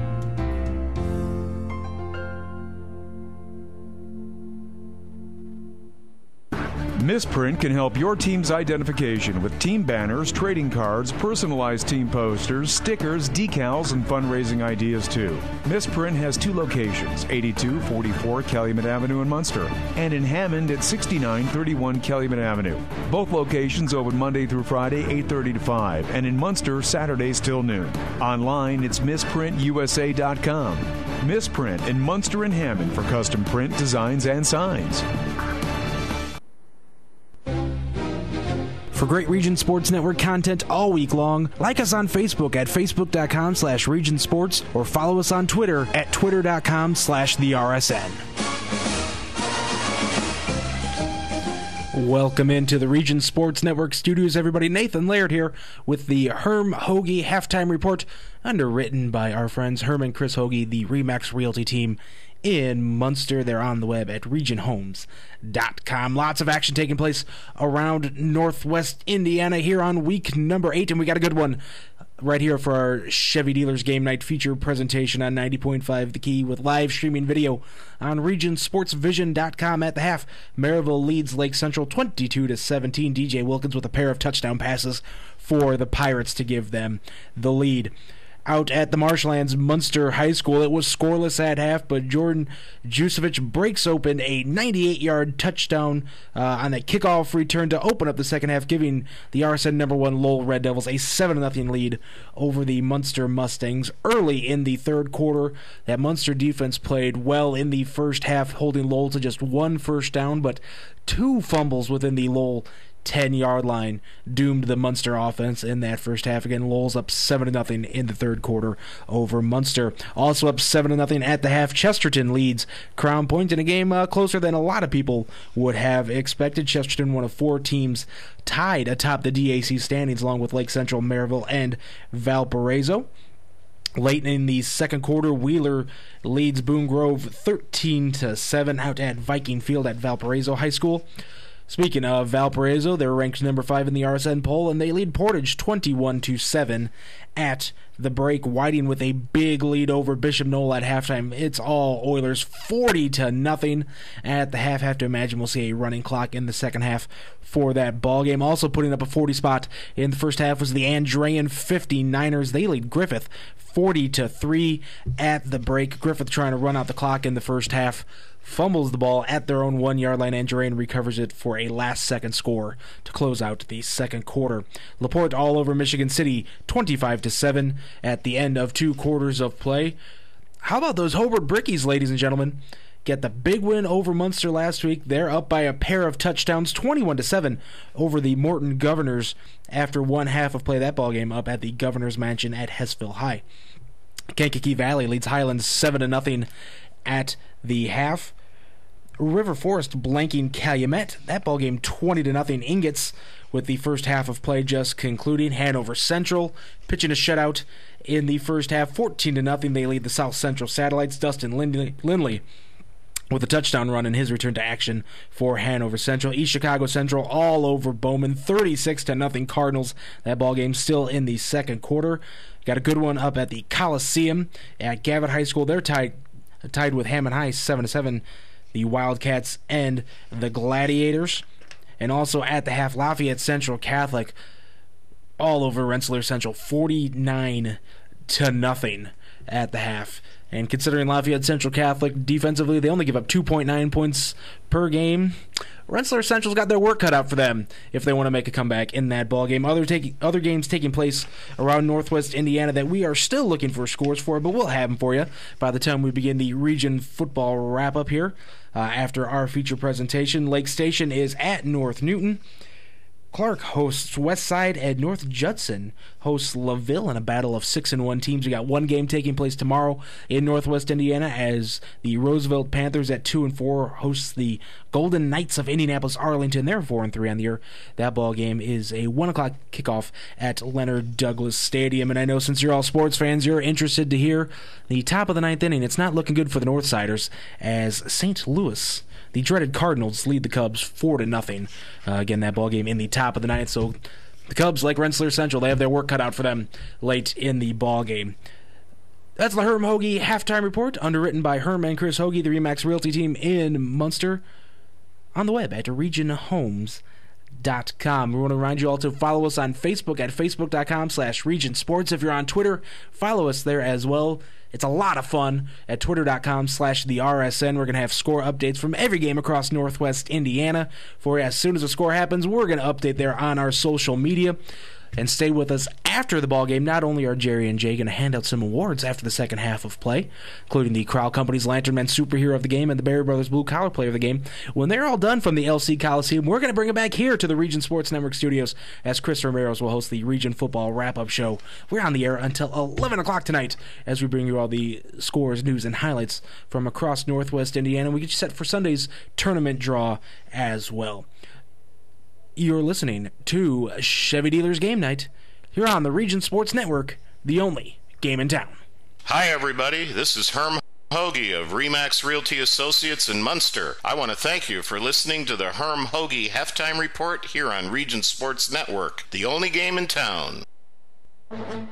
Stay tuned after the game to hear who will be named the Crowell Company's Lantern Man Superhero of the Ballgame, underwritten by Crowell Companies in Highland, Merrillville, and Michigan City. Shotgun formation, spins, drops to the right, looks, he guns the ball, his target is Coco, got it, catches it, amazing touchdown!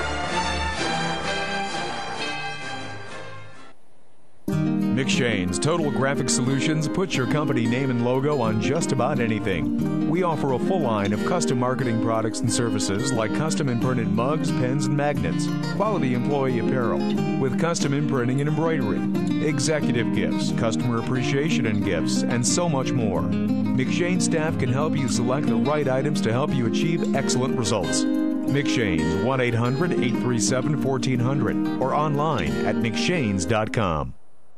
Sports in the region are about tradition, and since 1946, Berry Brothers in Hammond has built a tradition of quality and service. With a professionally trained sales staff, Berry Brothers offers a selection of quality American-made work boots, safety shoes, and apparel. Located on Indianapolis Boulevard, a half-mile north of Interstate 94, Berry Brothers is devoted to providing exceptional service to ensure the satisfaction of every customer. Berry Brothers is open 7 days a week, and gift certificates are available. The website is berrybros.com.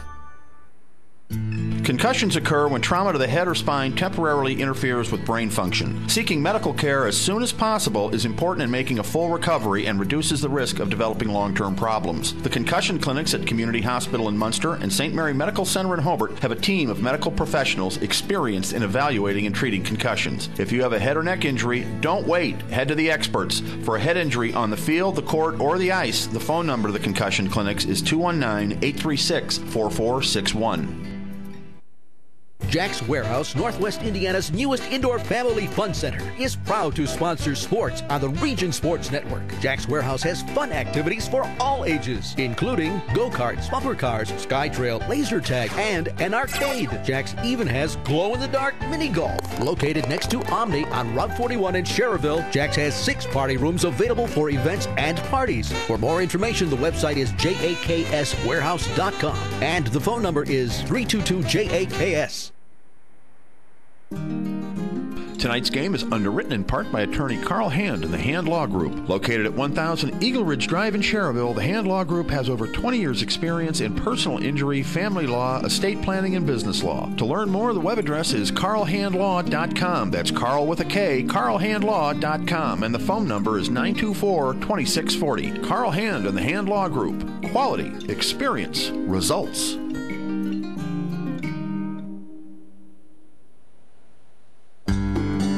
Strachan Van Til with 19 Northwest Indiana locations has everything desired for healthy eating, from fresh produce, deli, bakery, and seafood. The meat department features certified Angus beef and butchers who offer custom orders. The website features a meal planner with a recipe of the day and catering information available, including a variety of party platters. They are on the web at strachanvantil.com.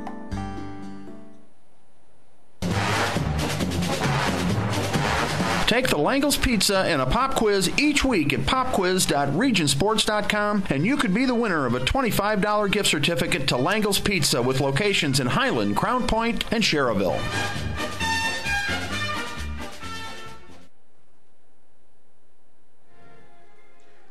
Along with Jay Simmons, Jerry Siska back with you here at Lake Central High School, and we welcome you to this Chevy Dealer Game Night on the Region Sports Network. 90.5 FM, WRTW, 90.5 FM, WRTK. We're also streaming worldwide on the web at regionsports.com. It's underwritten by the Chicagoland and Northwest Indiana Chevy Dealers. Chevrolet, the best-selling brand in Chicagoland, and Northwest Indiana. You're listening to the Herm Hoagie Halftime Report, underwritten by RE/MAX Realty Associates Herm and Chris Hoagie in Munster. Available for all your real estate needs. Before we get too deep into all the stats and stuff, Jared, I just want to give you a quick score.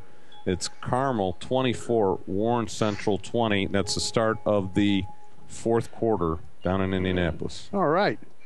So we are at halftime here at Lake Central, where the Merrillville Pirates lead the Lake Central Indians by a score of 22-17. And Jay, it didn't start out well for Merrillville. On the third play of the game, the fumble that Lake Central picked up and took in for a touchdown. And for most of the half, things kind of went Lake Central's way. But yes, in the second half of that second quarter, things sort of changed. You know, they hit a couple big plays, Merrillville. They got a couple nice kickoff return. And then Lake Central's offense just sort of went dormant there, like you talked about, the last half of that second quarter. Let's hit some of the scoring here. Let's go. Well, you talked about it right there. To scoop and score, 15-yard. Lucius Plate, 11-13 in the first quarter. And a great job by the young man, because he saw one of his players laying on the ground and was going to try and scoop it in and try and hold on, ripped it away from his own player because he was still on his feet, and ran in for the touchdown. I see why you say Lucius Plate. You can't even read your own writing. Lucius Pilot. Oh. Well, when you write it the correct way next time, it'll come out. Hey. All right. Then it's okay, folks. I didn't have time to do penmanship class before we went on the air tonight. Hey, that was my handwriting, and it is awfully bad. And then that's with 11-13 in the first quarter. Then Thomas Jones from Merrillville comes back with a 1-yard touchdown run, win for 2, no good. That was at 8-11 in the first quarter. And that came off an 80-yard play, I think it was, early in that first half. That was an 80. Yeah, it was. It was an 80. Where the heck we at? 68. 68-yard pass play. And that led to their score. And pretty much Lake Central, the rest for a while there, is Josh Benson catching a 10-yard pass from Ethan Darter that came at 11:03 in the second quarter. That made it 14-6. Now you're gonna have to help me with this one. And then the 41-yard field goal with 5:06 left in the second quarter. That's Austin Chicklick.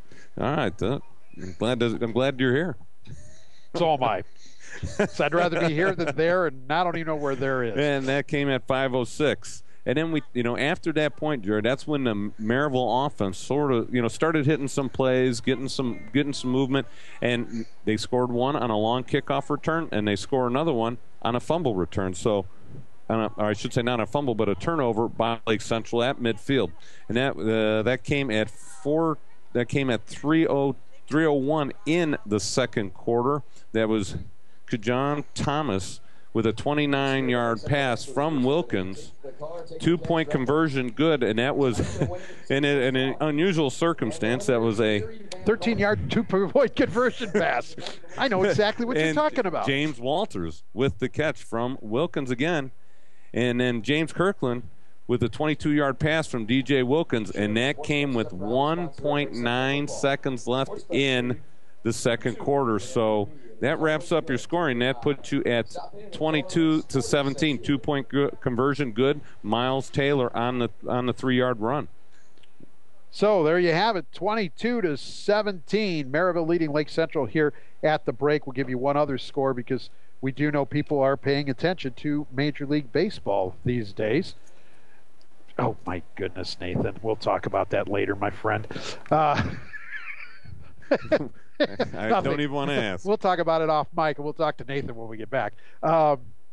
He's a White Sox fan, so I'm upset. There we go. The Cubs fall to the Cardinals out in St. Louis 4-0, and so the Cardinals take Game 1 of the NLDS. Game 2 tomorrow afternoon. First pitch, 4:37 with Kyle Hendricks throwing for the Cubbies. Okay, back to football. Let's take a look at some of the statistics from the opening half for Merrillville.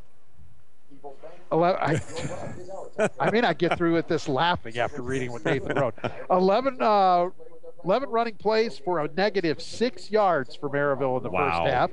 But how about Wilkins? 13 of 21 for 217 yards, 2 touchdowns, and a 2-point conversion pass on the throwing side. So Merrillville still with 211 yards total offense in the opening half.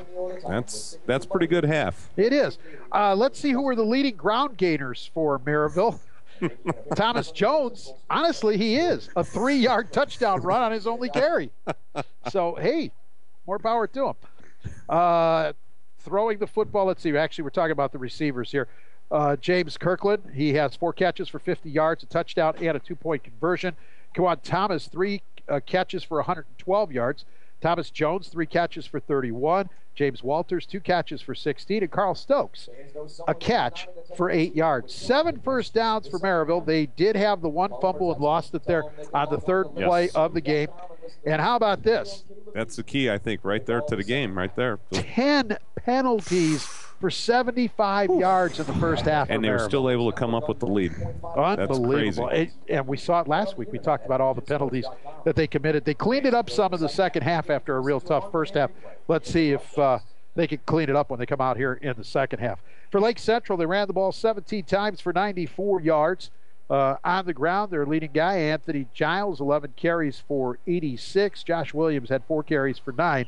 Ethan Darter, 2 carries for a negative 1. Throwing the football, Darter was 7 of 14, 65 yards and a touchdown.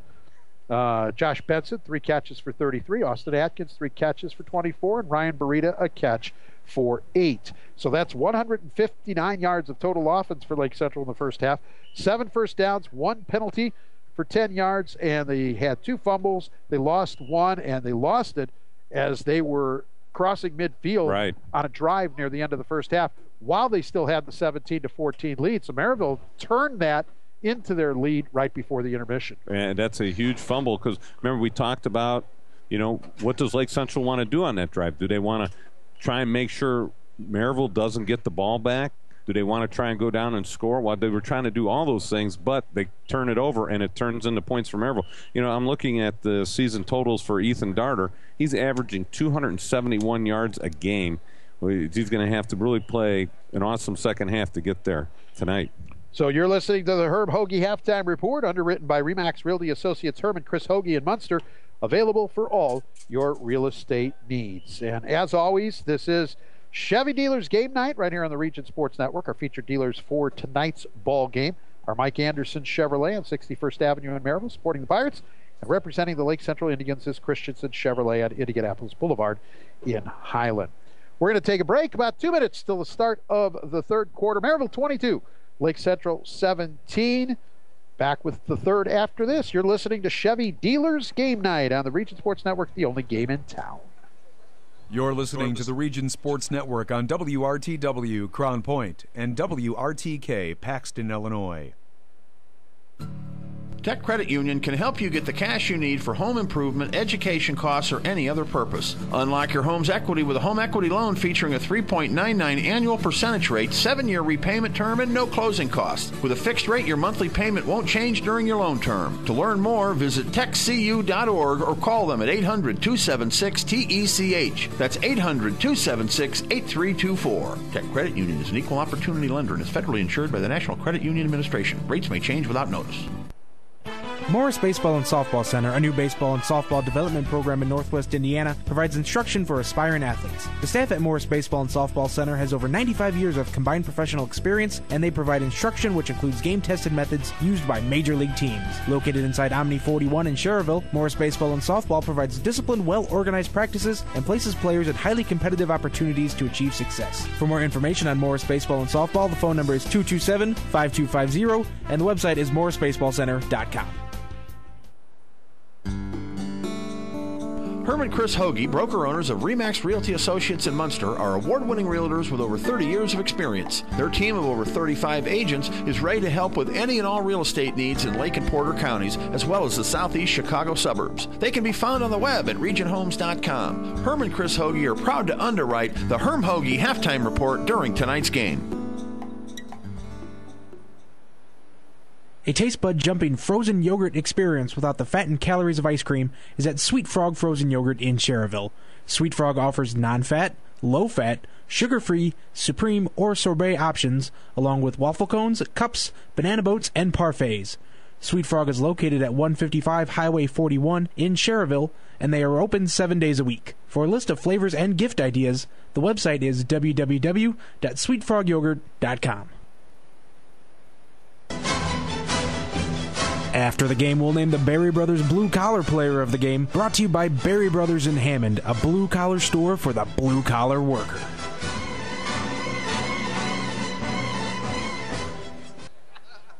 And we are back at Lake Central High School, and you are listening to Chevy Dealers Game Night on the Region Sports Network. It's presented by your Chicagoland and Northwest Indiana Chevy Dealers, Chevrolet, the talk of the town. Did you hear Nathan there saying he was going to name the Berry Brothers Blue Collar Player? He has no say in it. He doesn't even have a vote. No, he doesn't.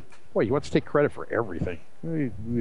Anyway, we're going to start the third quarter. He's Jay. I'm Jerry. Hope you're enjoying the broadcast. It's been a good ball game, 22-17. Again, these two squads, along with Valparaiso and Chesterton, come into the night in a four-way tie atop the DAC. And next week, Merrillville will have Chesterton. Lake Central will go to Valparaiso. So the outcome of these games, both in the next 2 weeks, yes. But you want to be the winners tonight so that you could go into that final week on top. Oh, definitely. And Lake Central starts with the ball, so their offense has got to bounce back after that fumble in the last minute or so of the first half. So here we go. This will be Cameron Jackson to kick it off for the Bucks. And here's the approach in the boot, and he's going to squib it, let it bounce around. It's going to be picked up on the near side at the 14. 20, 25, 30, and dropped right there. Looks like that was number... Sean Griffin. Yeah. Oh.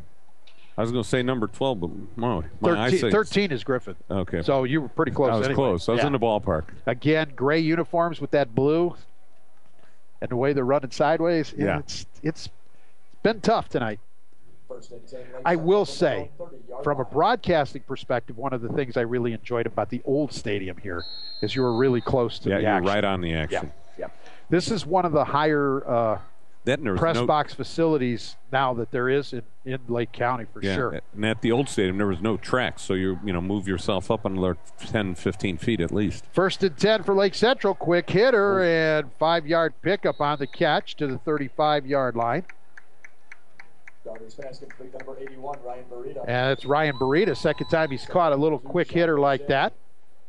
Boy, nice job holding on to that one because he did take a pop right as he caught that ball. So 2nd down and 5. Good first down play for the Indians. Handoff, Giles. He's going to have a first down. He's across the 45, 50. Steps out near the 45-yard line.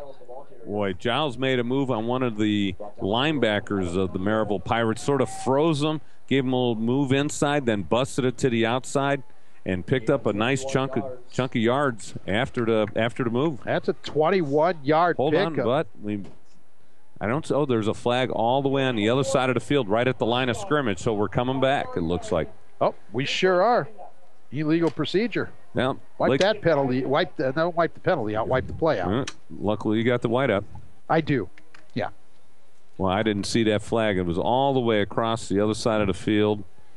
Must have came out right as the ball was snapped. That's only Lake Central's 2nd penalty for 15 yards. But that one hurts because that was a 21-yard pickup and would have set up Lake Central in Merrillville territory. Instead, it's now 2nd and 10. As the Indians are at their own 30. 11:22 to play in the third. We have just started second half of action. Pirates leading the Indians 22-17. Darter. And he's going to hand Giles again. Giles not going to get that kind of a carry this time. Only to about the 33. Yeah, but they didn't run that one to the outside, Jerry. They ran that one over to guard tackle area. That one was designed to go all the way to the outside, the one he picked up.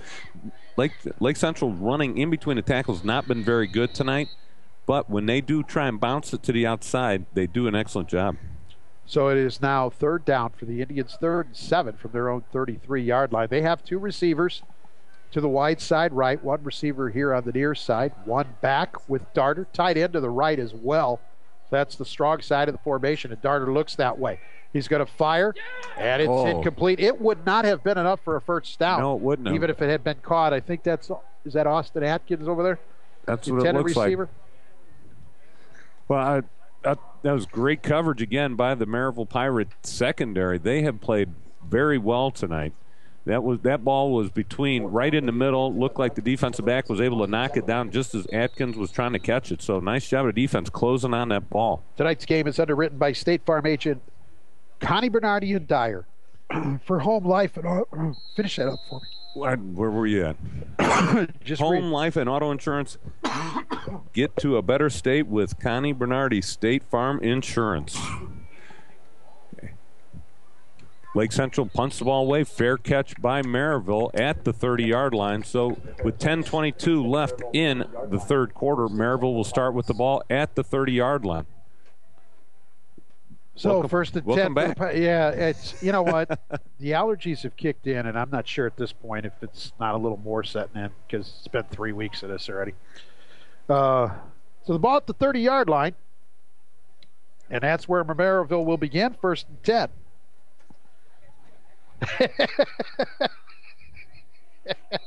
Oh, Nathan, I can't wait to get back. So first and 10. It was a good comeback. I can't deny it. First and 10 for Merrillville from the 30-yard line. Pirates putting a man in motion. And Wilkins is going to hand off out of the sweep.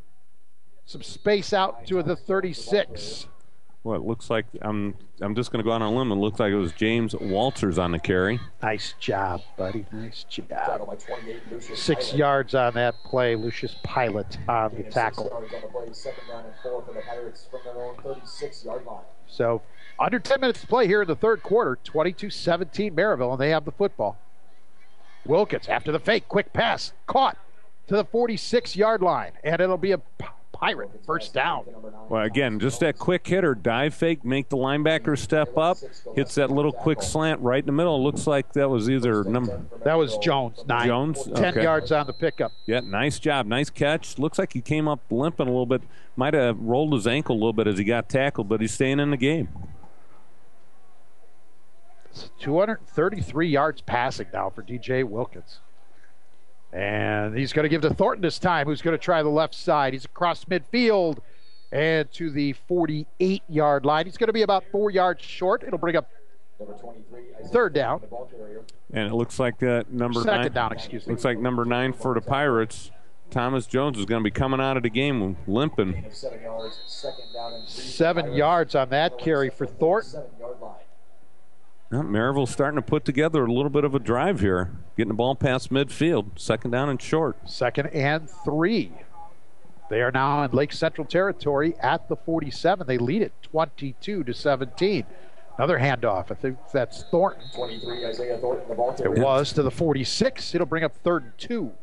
Yeah, good job again by the Lake Central front four, stopping most of the runs, or a good portion of the runs in between the tackles. They've been pretty stout in between the tackles. They got to tighten up that passing coverage in the secondary because they've been exposed for some big hits down the field. 1 yard on the pickup for Thornton. 3rd down, 3rd and 2. It's Thornton in the backfield once again. 2 receivers each side of the formation as the ball is almost in the middle of the field at the Lake Central 46. 8:15 clock runs here in the third. Pirates by 5. Wilkins, 3-step drop. Now he's trying to set up a pass. Kirkland with the catch over the middle at the 35. Takes it down to the 29. It's another Pirate first down. Boy, DJ Wilkins comes up with a gem on that one. As he's falling backwards, just floats it across the middle. And Kirkland, which did a nice job last week catching a few balls going across the middle, catches another one right here. Big pickup, first down and 10, and looks like about the 29-yard line. 17 yards on that pass play. DJ Wilkins at 250 yards throwing in this one.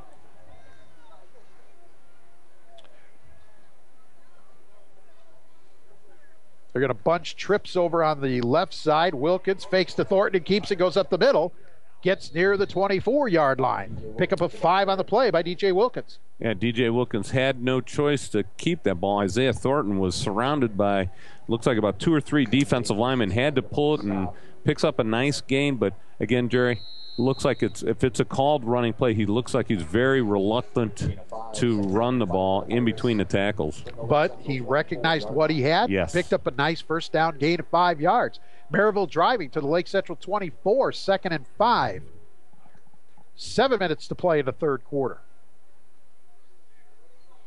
It's going to be a handoff across the 20, close to, actually it should be enough for the first down. It's Thornton, I believe, on the carry, 23. Yep, right to the 18-yard line. Nice pickup. Boy, and Thornton did a nice job right there of running the ball hard.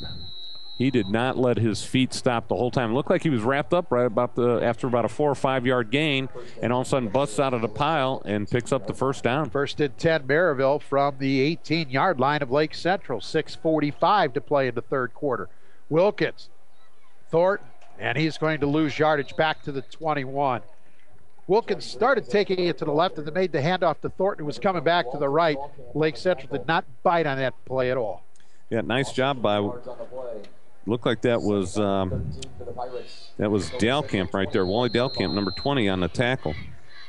So 2nd and 13 now for Merrillville.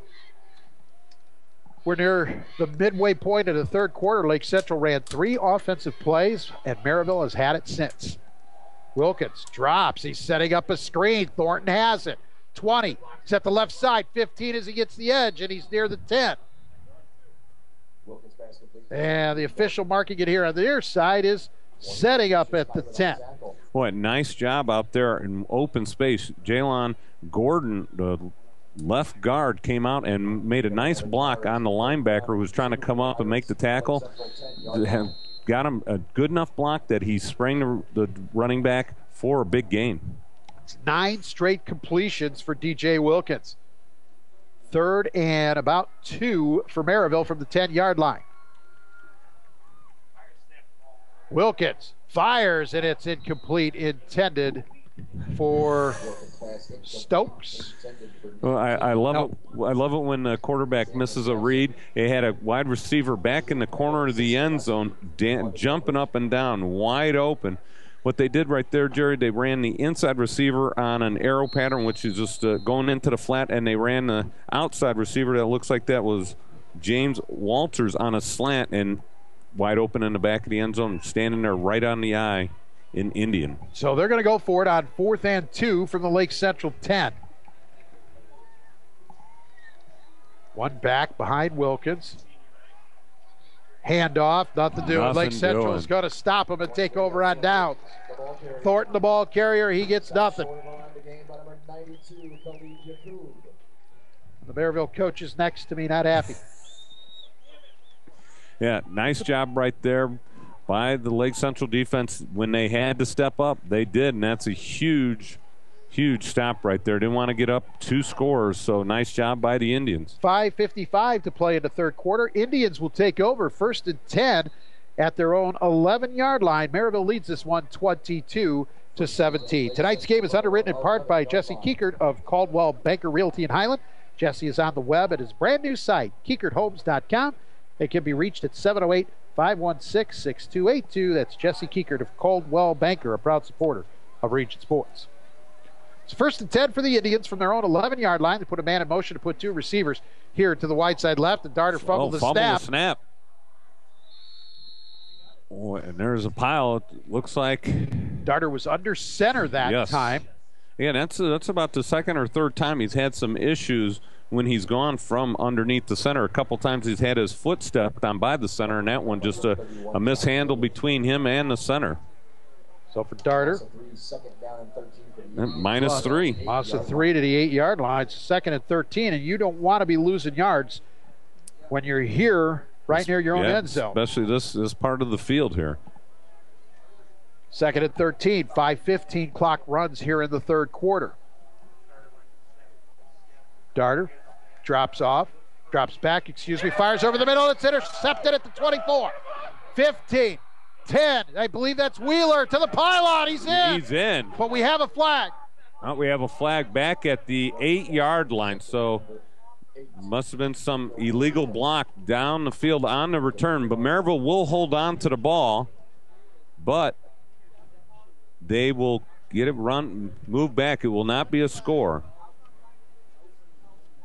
So Merrillville gets the turnover and will have great field position. It was a hold.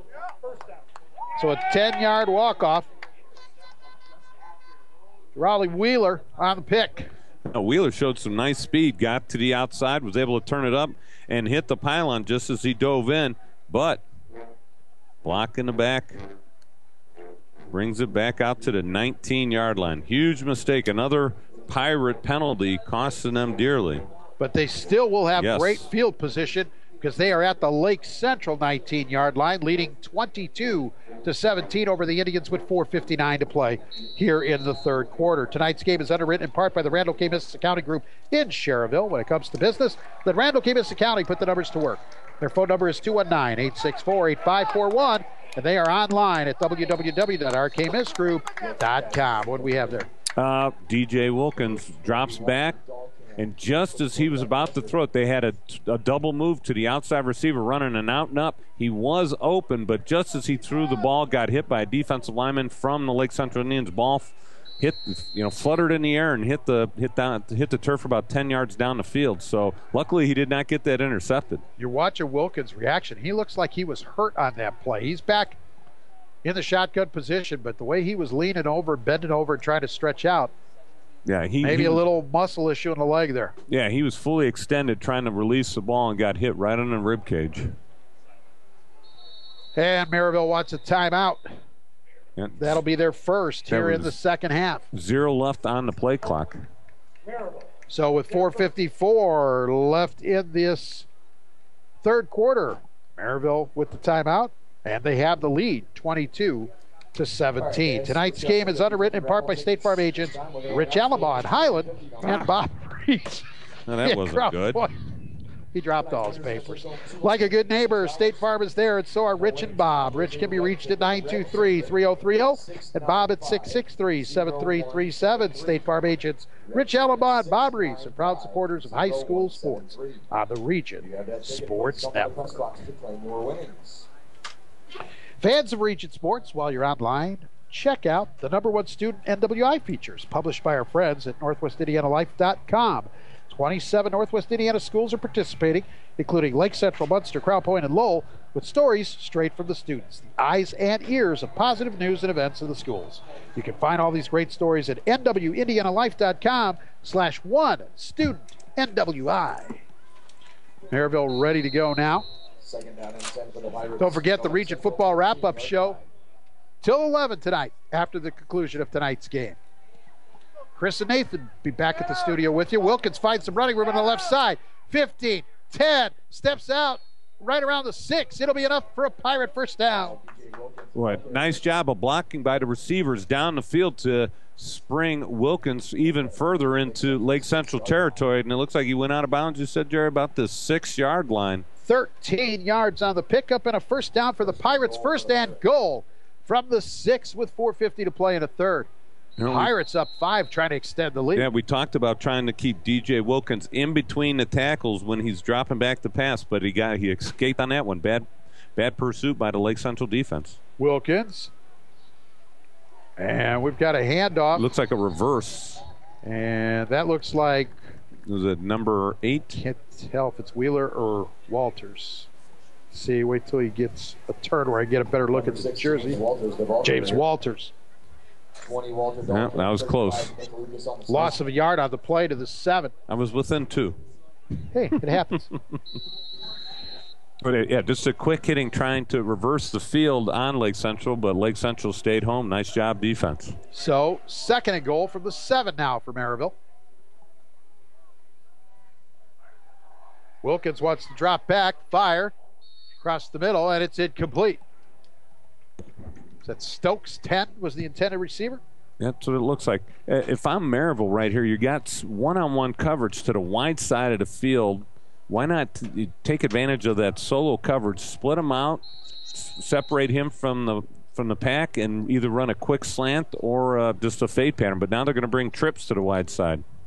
Third down. Third goal from the 7 for the Pirates. Well, we've seen they haven't attempted a kick all night, so this is 2-down territory for him. Wilkins going to drop back. He's going to set up a screen across the middle. At the 5 and the 4, and I believe that was Taylor on the catch. Yep. Nice job just letting the defensive line come up the field, flipping it right over the top, but one of the linebackers for Lake Central stayed home, just held them down. 4th and 4 for the Pirates. So let's see if Lake Central can make a big defensive stop and stay within one score of the Bucks as we have 3.5 minutes left in this third quarter. Wilkins, he's going to keep, he's going to tuck, run, cut, dive for the end zone, touchdown. Again, that right side of the Lake Central defense getting pushed inside on their pass rush, not getting upfield and keeping contained. Wilkins saw all kinds of daylight out to that left side. Couple linebackers tried to close. He cut it back inside of him and got the score. DJ Wilkins from 4 yards out with the rushing touchdown. Increases Merrillville's lead to 28-17. Now the Pirates will once again go for 2.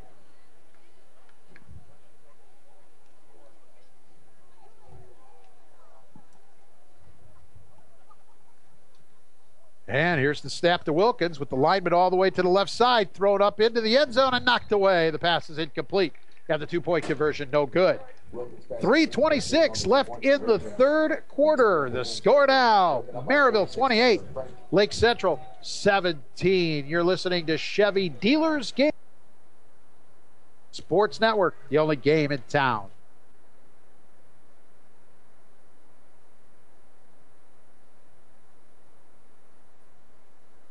Concussions occur when trauma to the head or spine temporarily interferes with brain function. Seeking medical care as soon as possible is important in making a full recovery and reduces the risk of developing long-term problems. The concussion clinics at Community Hospital in Munster and St. Mary Medical Center in Hobart have a team of medical professionals experienced in evaluating and treating concussions. If you have a head or neck injury, don't wait. Head to the experts. For a head injury on the field, the court, or the ice, the phone number to the concussion clinics is 219-836-4461. For great Region Sports Network content all week long, like us on Facebook at facebook.com/Region Sports or follow us on Twitter at twitter.com/TheRSN. Welcome back to Chevy Dealers Game Night on the Region Sports Network, 90.5 FM WRTW and 90.5 FM WRTK. It's underwritten by the Chicagoland and Northwest Indiana Chevy Dealers, Chevrolet, the talk of the town. Our featured dealers for tonight's ball game are Mike Anderson Chevrolet on 61st Avenue in Merrillville, supporting the Pirates, and representing the Lake Central Indians is Christensen Chevrolet on Indianapolis Boulevard in Highland. The kick return comes out to about the 26-yard line, and that is where Lake Central will begin. 1st and 10. 3:20 left in the third, 28-17 Merrillville. Yeah, nice job of field goal or kickoff coverage for the Pirates. It was a short kick, got past the 20, so they're going to start at the 27-yard line. So 1st and 10 for Lake Central. Just 3 plays is all they have run here in this third quarter. 3:20 left, too. Well, that's a long time with only 3 plays. Darter goes under center. He's going to hand off, and this is Giles. Finds some running room, has a first down to the 40. Well, it didn't take long to pick up a first down. Yeah, Giles made several nice moves in the hole, showed some elusiveness, and then just burst upfield for a big gain. And that puts Giles over the 100-yard mark. 102 yards at 13. Carries a first down for Lake Central to their own 40-yard line. Clock runs. We approach 3 minutes left in the third quarter. He's Jay Simmons. I'm Jerry Siska. We are at Lake Central High School. Giles again on the handoff to about the 42. 25, Anthony Giles, the ball carrier. Giles, again, just taking that quick hitter in between the tackles. Last week, Valparaiso was able to exploit that quite a bit, but Lake Central, they've had a few nice gains like the last play, but really have not been able to hammer that in between the tackles and get some big gains like Valparaiso was last week. At the conclusion of tonight's game, we'll name the Crowell Companies Lantern Man Superhero of the game. Crowell Companies, your insurance superheroes. Pickup was 3 by Giles. Second and 7 for Lake Central. Darter wants to throw, and again, miscommunication with the wide receiver. Darter threw one place. The receiver broke to the outside. Darter threw to the inside over on the right side. Well, it looks like they tried to cause some separation. They had the slot receiver just run a hitch pattern 1 yard and turn, and they were trying to bring that outside receiver. And it looked like Darter was throwing to the inside and the outside, and he ran it to the outside. So, like you said, Jerry, miscommunication now brings up 3rd and 7. Huge conversion down for the Indians. They're going to stack 2 receivers on each side in this play, and Darter's going to go under center, and we're going to get a whistle to flag. We're going to get illegal procedure, I'm sure. 2:17 on the clock here in the 3rd. Well, it just makes 3rd down that much more difficult for the Indians. Back the football up to the 38-yard line. So it's going to be 3rd and 12. They need to get to midfield for a first down. Boy, critical first down here for the Indians. I know it's only 2 minutes left in the 3rd quarter, but they're down 2 scores. This time they'll go into a little different formation. They'll make the right side, the wide side, the strong side. Darter drops back, fires across the middle. I don't know if the defender tipped it in front of the intended receiver. Adam Neal was right there, got a hand up, and the receiver couldn't get his hand on the ball. It falls incomplete. Well, Darter threw that one with some mustard on it, but just a little bit too high for the wide receiver to come down and catch the ball. It's Anthony, I'm sorry. Number 15 for Lake Central, the receiver? Yeah. How did we end up with a Merrillville? Tyler Wagner, number 15. How do we end up with a Merrillville? 2 Merrivilles in there. Here's the punt, taken at the 25-yard line. And I believe that is Kirkland, and we've got a flag. I'll help you out here, Jerry. Thanks, man. It's been a long week. So a penalty flag. Merrillville's going to be backed up either 10 or 15 yards, depending on the play, on the call. Clock stopped at 1:46 here in the 3rd. Clock in the back. It's the 2nd time they've been called for that, hasn't it? Well, it cost them on the pick 6. They had to bring that back, but they eventually scored on that. But again, penalties just... This is going to push them way back. What number penalty is that on Merrillville? 10, 11, this will be 12. Wow. So that takes the football back to the 16-yard line. That's 85. That's 95 yards in penalties. Wow. So at the 16, their own 16 is where Merrillville begins 1st and 10. Final minute 45, and we've got another flag. Looks like a legal procedure. The quarterback it looked like the quarterback might have been falling backwards or moving forward. And sometime. That'll take the ball back to the 11, and that is 100 yards in penalties tonight for Merrillville. Wow. And remember, there is no yardage on the illegal procedure on that kickoff. It started everything. Unless you know of yardage that I should add to it. It's just, you get the football here because they didn't do what they were supposed to do. Wow, that can't make Coach C's happy at all. No. It's a couple weeks in a row we've seen them make a lot of penalties. Here's a handoff, and that's going to lose a couple of yards back to the 9. That was Thornton on the carry. Lake Central defense stepping up. They need to step up and cause a punt here. If Lake Central can get the ball back, they would get it probably in their own territory. Yep. Or they're hoping maybe they could make a big play like they did to start the game. If you weren't with us, 3rd play of the game, there was a fumble. Lake Central scooped it up and went in and scored. Lucius Pilot did it. Wilkins wants to throw, drops back near his end zone, has to roll out, fire, incomplete. That was Stokes, the intended receiver. Again, good job right there, DJ Wilkins. Feeling the pressure, sliding a little bit outside the pocket, And this time, Jerry, he got rid of it instead of holding on to it too long like he has done several times, taking some big sacks, causing Merrillville to have, what, minus yards at halftime in rushing? Yes. You were paying attention. I wasn't sure. Yeah, I try to pick up the details here and there. Cool. Third down. You know what? Merrillville's got to be careful here, Jay. 3rd and 18 as they sit at their own 9-yard line. And they're just going to keep it safe and hand it off. Out to about the 23 is the ball carrier. That come up 3 yards short of the first down, so a huge play. Add those yards to the punt. That was Thornton on the carry. He picked up 14 on that play. And oh, there they go. I was going to say, they had the offense out there. Yeah, that wouldn't have been smart. No. But, I mean, the thing is, I know they have to run this play before the end of the quarter, but if it was close to the end of the quarter, I might even have called a timeout to get that wind at the back. But it looks like the wind has died down a little bit. So Merrillville to kick it away. Here's the boot. It's going to hit the turf and be downed at the 45-yard line. But that is going to be some very good field position for Lake Central to begin this drive. They'll start at the Merrillville 45-yard line. Or, excuse me, they'll start at their own 45-yard line.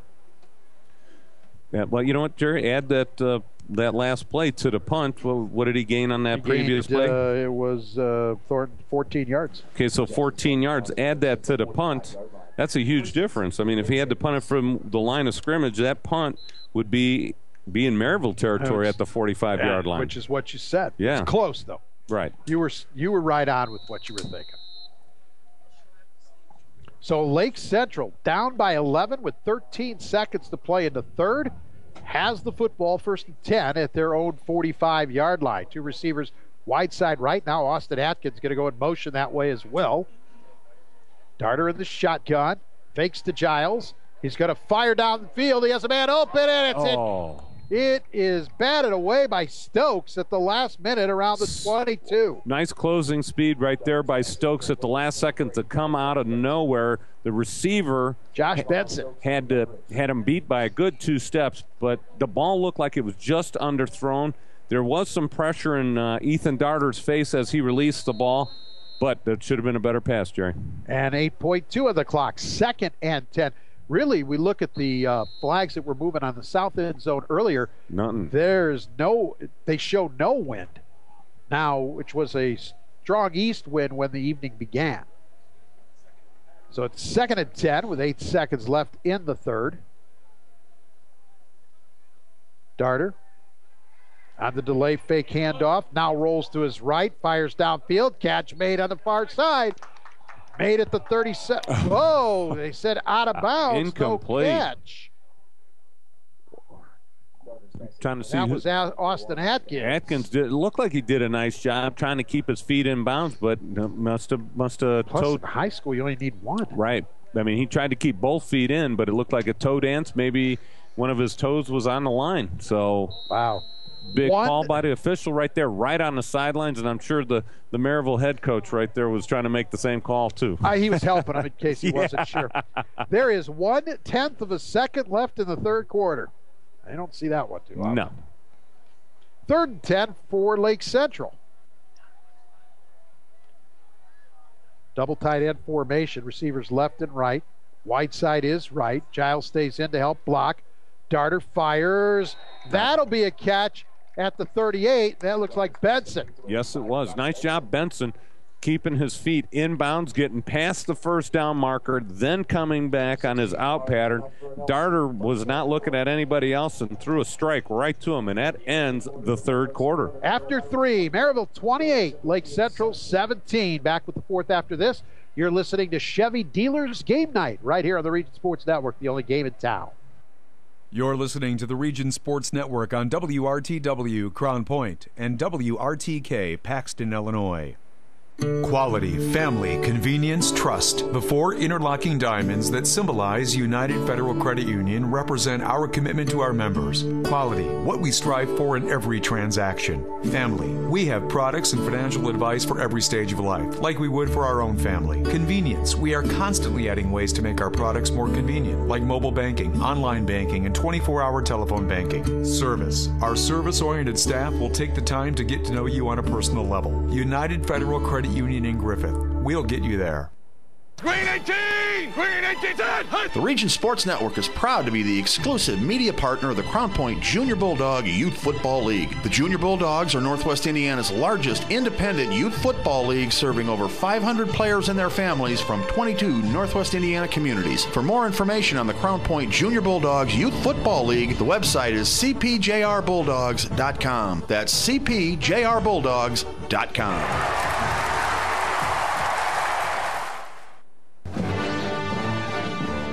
Stay tuned after the game to hear who will be named the Crowell Company's Lantern Man Superhero of the Ballgame, underwritten by Crowell Companies in Highland, Merrillville, and Michigan City.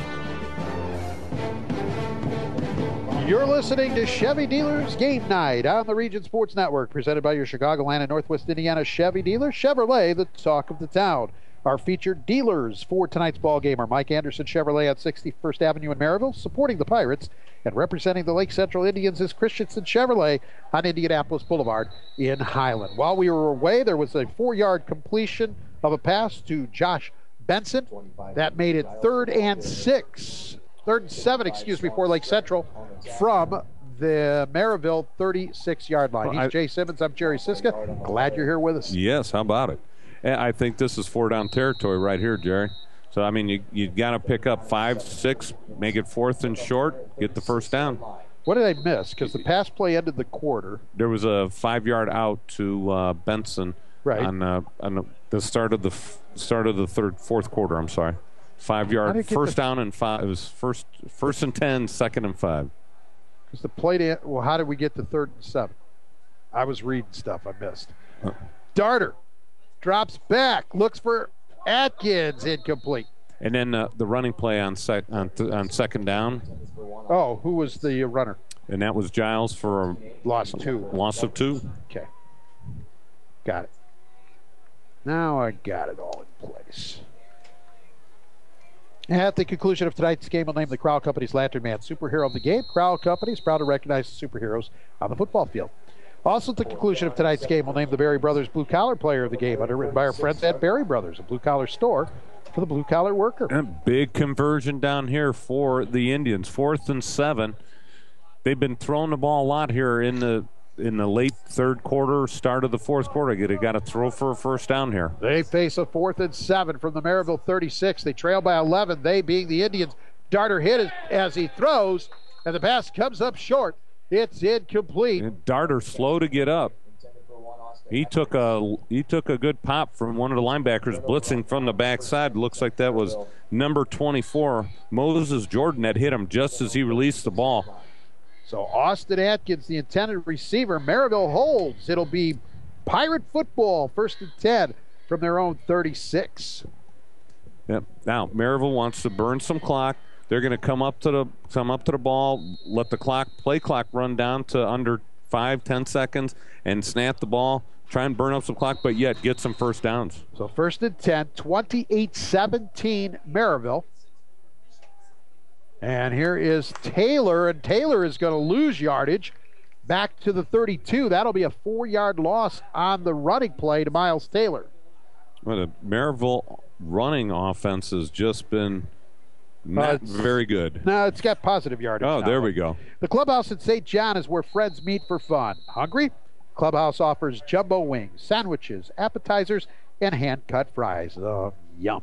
The clubhouse, located at 9163 Wicker Avenue, is open 7 days a week. Food, fun, and friend. The clubhouse. So 2nd down and 14 now for Merrillville. So Wilkins is going to drop back, fire. He's going to complete the pass, and they're going to have a first down across midfield. 45-40, 35 down to the 34-yard line. That looks like Quan Thomas. Yeah, Quan Thomas having a heck of a game tonight, boy. Once he caught that ball, he knew exactly what to do with it, and made several Lake Central Indians miss and get a big gain there. 34 on that pickup. Wow, that's what it was what the doctor ordered for the Merrillville Pirates. That puts Wilkins over the 300-yard mark passing. 146 yards on 4 catches for Thomas. Having a great night tonight. 1st and 10, Merrillville, 9:45, and the clock moves. Wilkins trying to set up a screen, and it's complete. It's not going to be for much. It'll gain maybe 3. Yeah, the linebackers for Lake Central stayed at home, saw it coming. None of the linemen, though, for the Merrillville Pirates were able to release downfield and make a block, so he didn't have much help on that particular screen pass. Miles Taylor caught the pass. 3-yard pickup, 2nd and 7. And, of course, Merrillville content to let the game clock run down as the play clock runs down. We approach 9 minutes remaining. Again, these two squads, along with Valparaiso and Chesterton, all sit atop the DAC right now with records of 4-1. Wilkins across the middle, dropped. A quick hitter. And that was Thomas, the intended receiver. Thomas, I think that's about the only thing he's done wrong tonight. So that'll bring up 3rd down, 3rd and 7. And Wilkins throwing that ball right in there. Again, just a quick dive fake, draw that linebacker up. Jerry, and all that dive fake is really doing is you're really just freezing that linebacker so he can't get into pass coverage. And you throw it right over the top of him. It's an easy play to do. So it is 3rd and 7, for Merrillville. With the incomplete pass, it stops the clock at 8:55. Handoff. This is Miles Taylor. He found some running room. He's at the 15, 10, 5, and he's into the end zone for the Merrillville touchdown. Yep.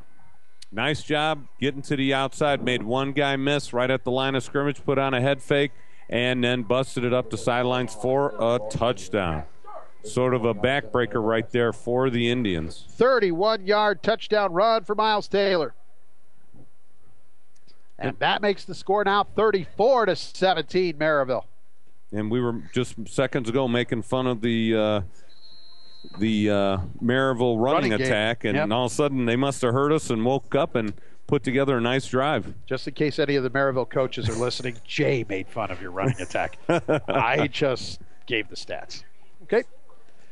So when I come calling for help, just give it to me. Here's Wilkins for 2. Throws it across the middle. Oh, it's dropped. Wilkins under heavy pressure. Yep. Tried to throw it in. He was looking there for 83. And that's Matt Sims, but it falls incomplete. We're going to take a timeout. 8:44 remaining. It's now Merrillville 34, Lake Central 17. You're listening to Chevy Dealers Game Night right here on the Region Sports Network, the only game in town.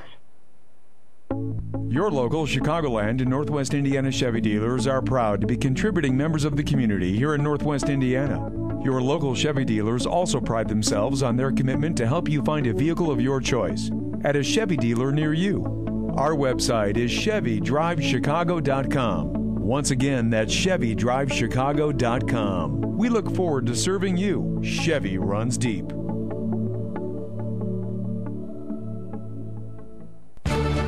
Every Tuesday, find out who the top teams in the region are with the weekly Top 10 rankings. Check them out at top10.regionsports.com.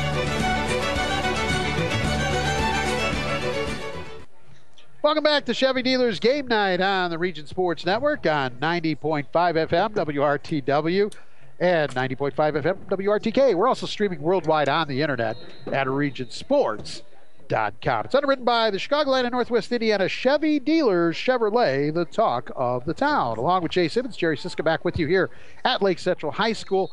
Merrillville has now opened up a 34-17 lead over the Indians, having scored 28 unanswered points after the Indians took a 17-6 lead in this one.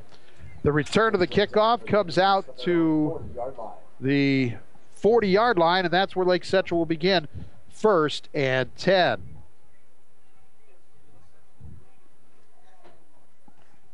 It's 1st and 10 for the Indians. Yeah, Lake Central's got to make something happen. They've got to go out there with some sense of urgency. Yeah, there you go. That's words right on my mouth. They got to pick up the pace here. So Darter, be a lot of throwing the rest of the way. Atkins with the catch. He's going to turn it upfield. He has a first down into Merrillville territory at the 47. That play picks up 13. Yeah, right there. Atkins just running a nice curl pattern. Merrillville defensive secondary playing really soft right now. They're going to allow those underneath passes.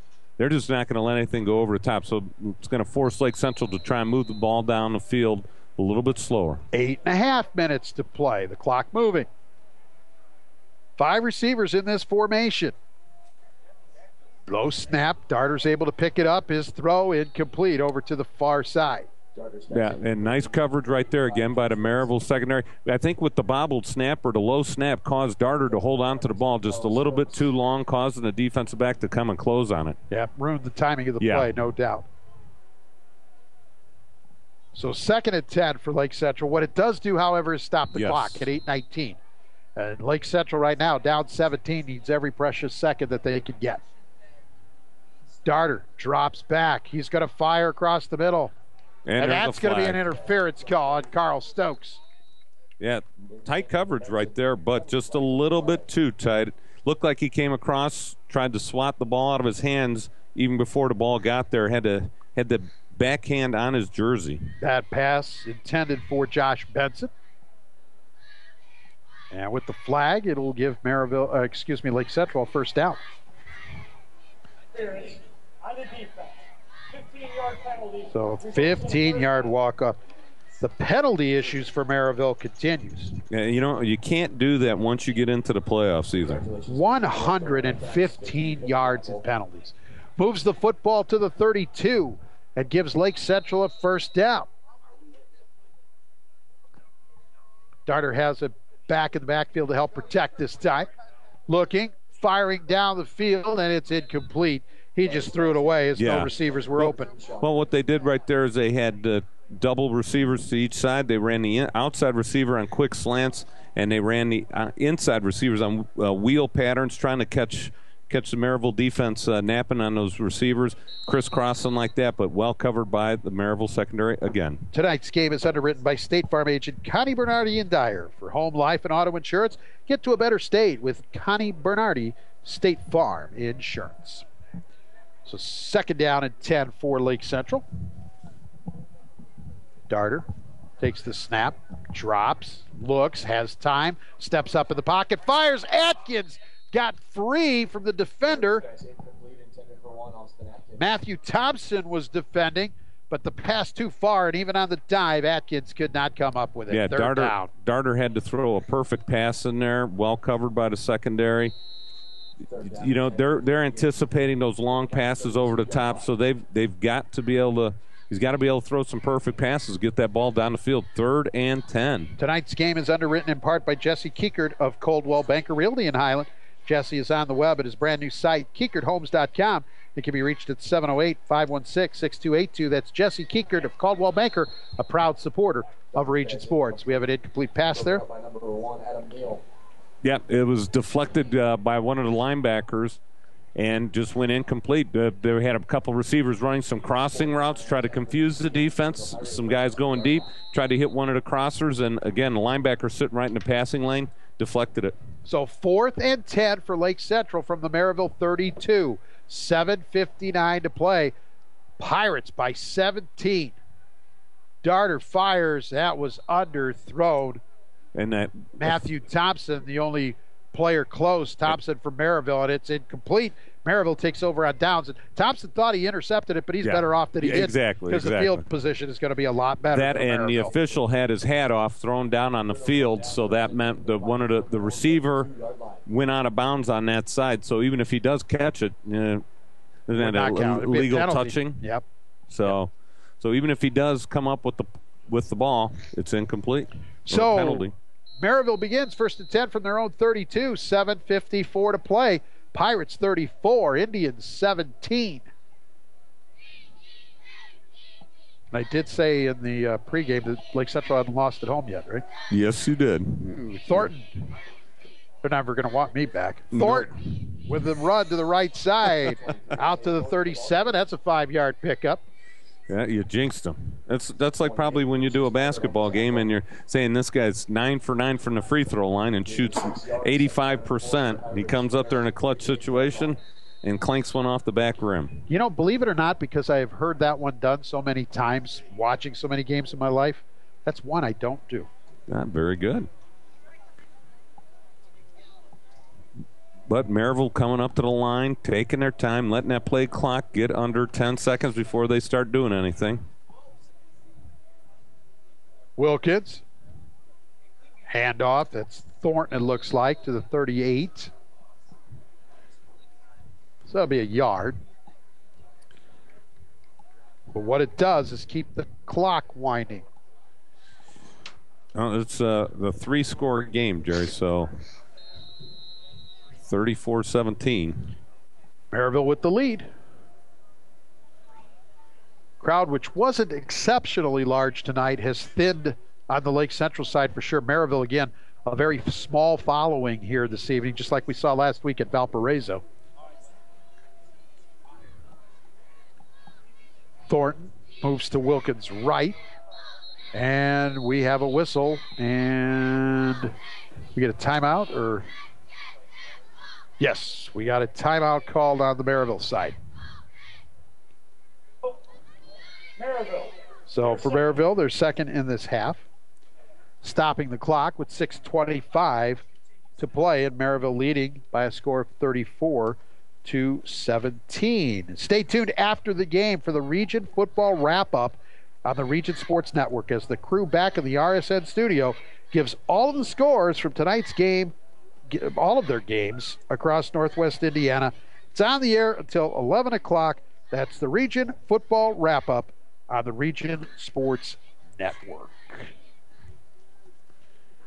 And don't forget, at the conclusion of tonight's game, we will name the Crowell Companies Lantern Man Superhero of the Game. Crowell Companies office is open from 9 to 9 Monday through Friday and Saturdays until 2 in Highland, Merrillville, and Michigan City, as well as the Blue Collar Player of the Game. That's underwritten by our friends at Berry Brothers, a blue collar store for the blue collar worker. Now you're looking at the schedule for next week. Lake Central home versus Valparaiso, and Merrillville with Chesterton at home next week. So like you said, Jerry, earlier on, it could come out to if wins and losses.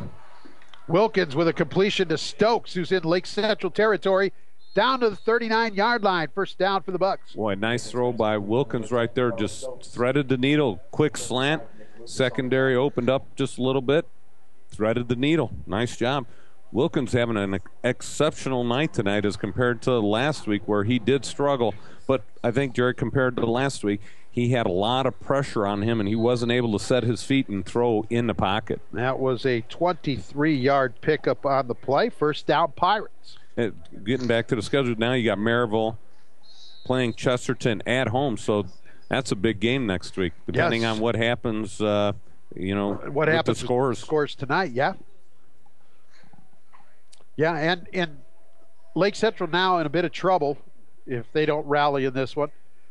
But they could have some say in how things go because they go to Valparaiso next Friday night. And Wilkins going to keep after the fake. Take it to the right side, and he'll be pushed out of bounds near the 30. Looks like he's just a little short, maybe by a yard. He was trying his darndest to go down, and the Lake Central defenders would not let him go down and threw him out of bounds. And that's something you don't want to do. They stop the clock. 21 yards on 8 carries. I just got Wilkins. A text. Yeah. And it says Lake Central at Valparaiso next week. Yes, yeah. What we were given here is, remember last year, there was some confusion because Lake Central played at Valpo last year. That game was switched so that the work on the new field here could begin early on. And there was some confusion whether that meant they would change the rotation of who played where. But last year's was still a Lake Central home game. This is the year the game is supposed to be at Valpo, and it will be at Valpo next week. Thornton loses yardage back to the 36. I'm sorry, 32-yard line. Loss of about a yard. Again, though, the clock is not Lake Central's friend as it winds down to under 5 minutes. 34-17 Merrillville.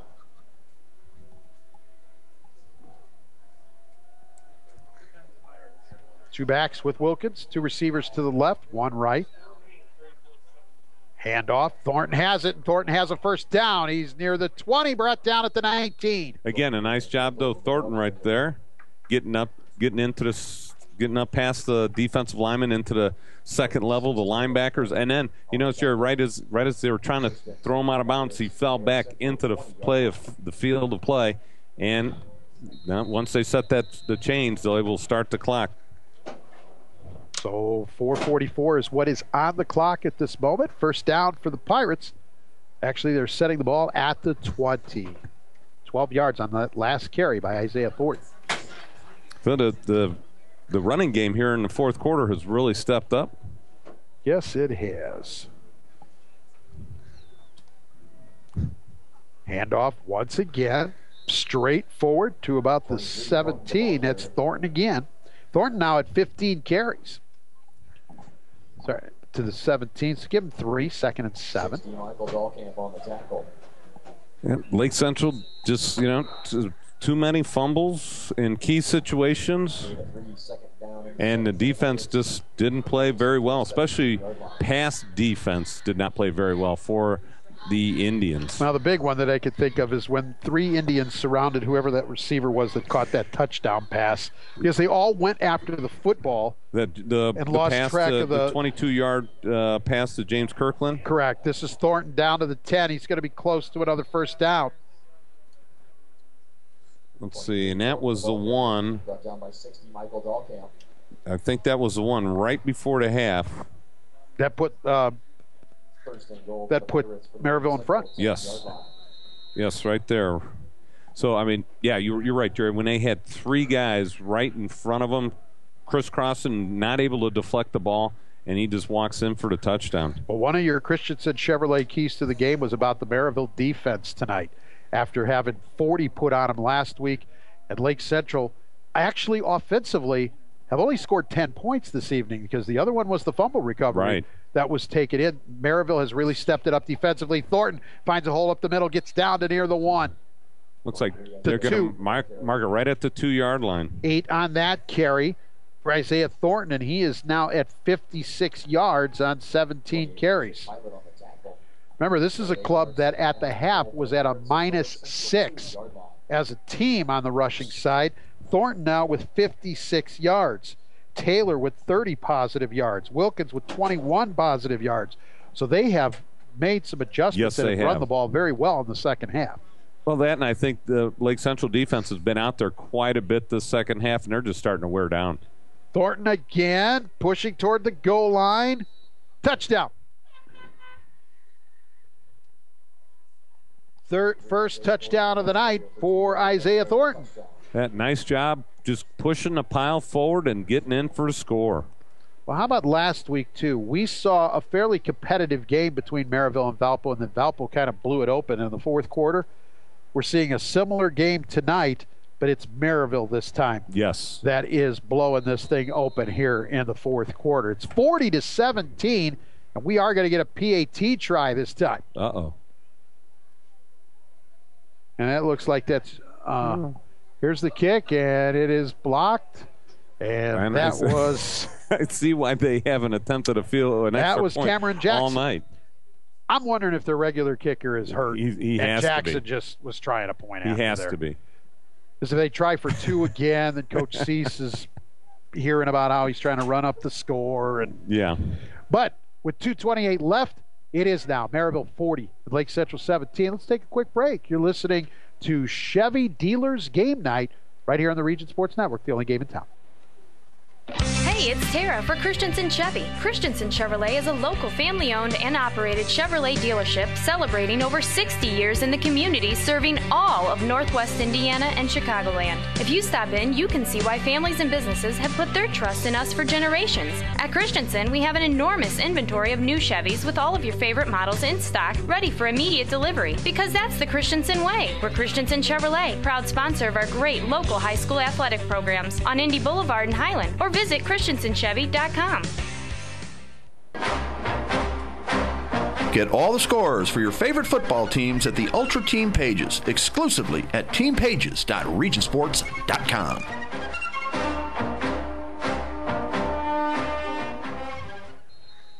You're listening to Chevy Dealers Game Night on the Region Sports Network, presented by your Chicagoland and Northwest Indiana Chevy dealers. Our featured dealers for tonight's ball game are Mike Anderson Chevrolet at 61st Avenue in Merrillville, supporting the Pirates, and representing the Lake Central Indians is Christensen Chevrolet on Indianapolis Boulevard in Highland. Along with Jay Simmons, Jerry Siska back with you here at Lake Central High School. And this game has got away from the Indians. It's Merrillville 40, Lake Central 17, and after a 5-game winning streak, Lake Central is going to fall for the second straight week. And now are in danger of not even having a share of this DAC crown. They'll have to win next week and get a couple other things to happen. A couple breaks. So there was a penalty on Lake Central.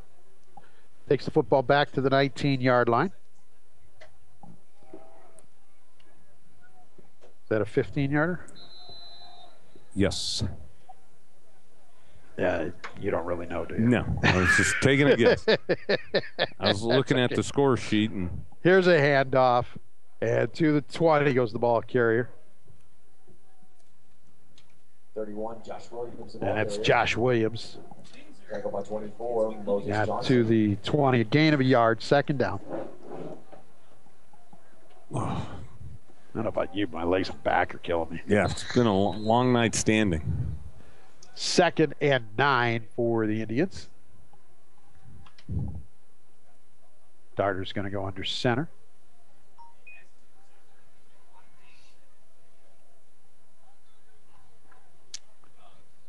Darter. Handoff. 31, Josh Williams. Williams again, another yard. What do you say we give away the awards? Want to do that? Yeah, sounds like a plan. While this ball game is concluding, we'll let you know what's going on. But let's get to those things. Time to name the blue-collar player of the game, underwritten by Berry Brothers. Berry Brothers, a blue-collar store for the blue-collar worker. So let's see. I'm going to have to go with... You know what? What about Kawan Thomas? That's who I was looking at, Kawan Thomas. 4 catches, 146 yards, and a touchdown. Catches of 68, 29, 15, and 34. Wow, nice game. He's had a good game. So Kawan Thomas will be our Berry Brothers Blue Collar Player of the Game, underwritten by Berry Brothers, providing quality work and safety footwear and apparel since 1946. Out to the 25-yard line went the ball carrier. I didn't catch who that was that time. I did not either. And time to name the Crowell Companies Lantern Man Superhero of the Game. Crowell Companies proud to recognize the superheroes on the football field, and my vote goes to DJ Wilkinson. I have to agree with you. Had a great night tonight. I'll have to do a little math here to tell you exactly. I can tell you he threw for 327 yards, 2 touchdowns, and a 2-point conversion. He had 1, 2, 3, 4, 5, 6, 7, 8, 9, 10, 11, 12, 13, 14, 15, 16, 17, 18, 19, 20. 21 of 36 on the night. And he had a 4-yard TD run. He had 21 yards on the ground and 8 carries and a TD run as well. So DJ Wilkins will be our Crowell Companies Lantern Man Superhero of tonight's ball game. Crowell Companies, they have offices open from 9 to 9 Monday through Friday, and Saturdays until 2 in Highland, Merrillville, and Michigan City. The ball game is over. The teams are shaking hands. Your final score for tonight: the Merrillville Pirates 40, Lake Central 17. And it's a good thing I can remember that because they put that scoreboard at zeros really fast. I think before the clock ran out, they put it to zeros. 40-17, Merrillville over Lake Central tonight here at LC. Let's take a break. We'll be back with the post game after this. You're listening to Chevy Dealers Game Night right here on the Region Sports Network, the only game in town. You're listening to the Region Sports Network on WRTW Crown Point and WRTK Paxton, Illinois. McShane's Total Graphic Solutions puts your company name and logo on just about anything. We offer a full line of custom marketing products and services like custom imprinted mugs, pens, and magnets, quality employee apparel, with custom imprinting and embroidery, executive gifts, customer appreciation and gifts, and so much more. McShane staff can help you select the right items to help you achieve excellent results. McShane's 1-800-837-1400 or online at mcshanes.com. For some people, it's a living. For you, it's a life. Your work isn't something you do. It's a big part of who you are. You have a passion for your business. Liberty Mutual Insurance has a passion for protecting it. With coverages like commercial auto, workman's comp, and business owner's policy. Liberty Mutual Insurance. Protect your passion. For more information, you may contact Hammond National Insurance at 219-931-4000. And the website is hammondnational.com. Strack & Van Til with 19 Northwest Indiana locations has everything desired for healthy eating. From fresh produce, deli, bakery, and seafood. The meat department features certified Angus beef and butchers who offer custom orders. The website features a meal planner with a recipe of the day and catering information available, including a variety of party platters. They are on the web at strackandvantil.com. Green 18! Green 18! The Region Sports Network is proud to be the exclusive media partner of the Crown Point Junior Bulldog Youth Football League. The Junior Bulldogs are Northwest Indiana's largest independent youth football league, serving over 500 players and their families from 22 Northwest Indiana communities. For more information on the Crown Point Junior Bulldogs Youth Football League, the website is cpjrbulldogs.com. That's cpjrbulldogs.com.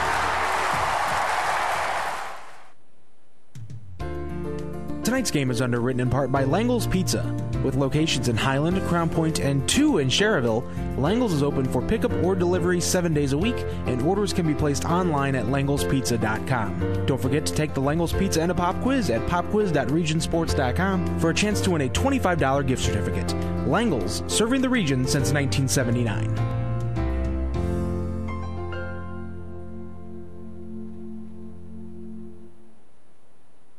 Hey, it's Tara for Christensen Chevy. Christensen Chevrolet is a local family-owned and operated Chevrolet dealership celebrating over 60 years in the community, serving all of Northwest Indiana and Chicagoland. If you stop in, you can see why families and businesses have put their trust in us for generations. At Christensen, we have an enormous inventory of new Chevys with all of your favorite models in stock, ready for immediate delivery, because that's the Christensen way. We're Christensen Chevrolet, proud sponsor of our great local high school athletic programs on Indy Boulevard in Highland, or visit christensenchevy.com. Stay tuned after the game to hear who will be named the Crowell Company's Lantern Man Superhero of the Ballgame, underwritten by Crowell Companies in Highland, Merrillville, and Michigan City. Welcome back to Chevy Dealers Game Night on the Region Sports Network on 90.5 FM WRTW and 90.5 FM WRTK. It's underwritten by the Chicagoland and Northwest Indiana Chevy Dealers.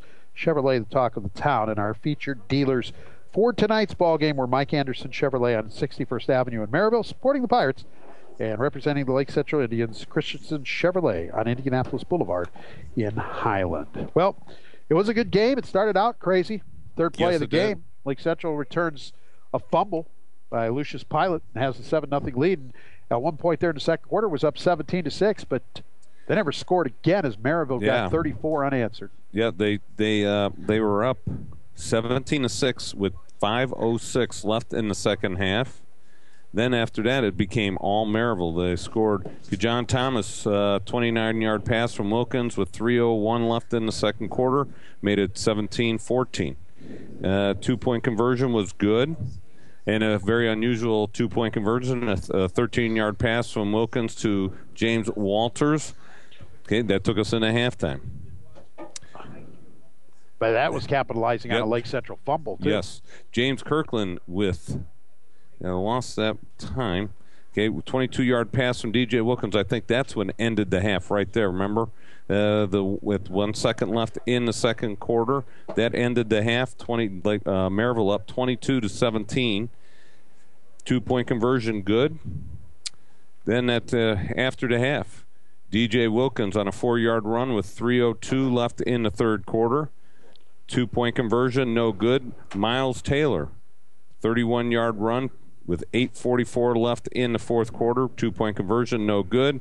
And then Isaiah Thornton with 2:22 left in the fourth quarter, a 1-yard run.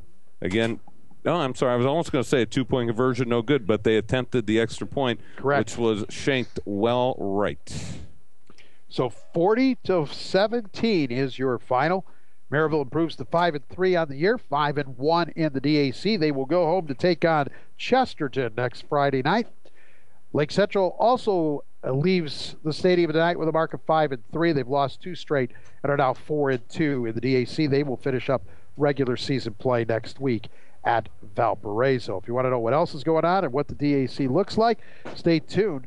The Region Football Wrap-Up Show is coming your way in just a moment. Recapping again, the Berry Brothers Blue Collar Player of the Game for tonight was Gwan Thomas of the Merrillville Pirates, and the Crowell Company Lantern Man Superhero of the Game, D.J. Wilkins of the Merrillville Pirates.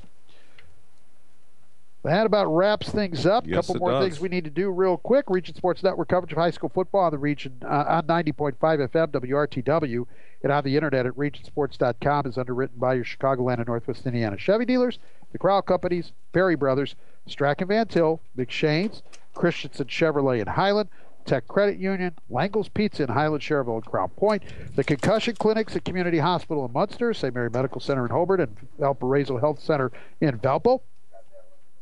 Herman Chris Hoagie of Remax Realty in Munster, United Federal Credit Union, Randall Camus Accounting Group, Morris Baseball and Softball Center, State Farm agents Bob Reese at Crown Point and Rich Allenbaugh in Highland, Jack's Warehouse, Buffalo Wild Wings, Connie Bernardi, State Farm Insurance and Dyer, Northwest Oral Surgeons, Sweet Frog, Frozen Yogurt, Hammond National Insurance, Attorney Carl Hand of the Hand Law Group, the Clubhouse Grill in St. John, and Misprint in Munster and Hammond.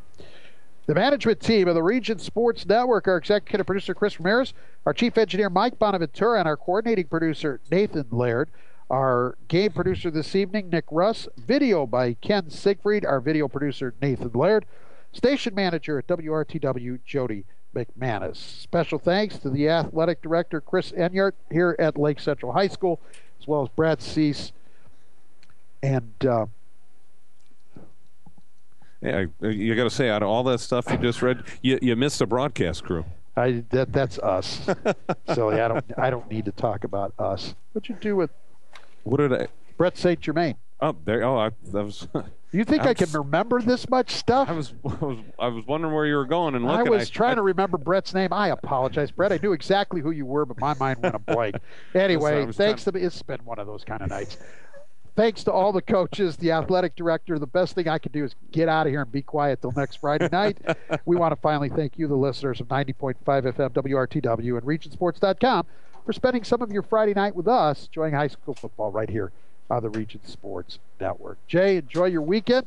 You too, Jerry. Have a good one. We'll see you next week. The final score for the final time, Merrillville 40, Lake Central 17. For Jay Simmons, I'm Jerry Siska. You have been listening to Chevy Dealers Game Night on the Region Sports Network, the only game in town. You're listening to the Region Sports Network on WRTW Crown Point and WRTK Paxton, Illinois.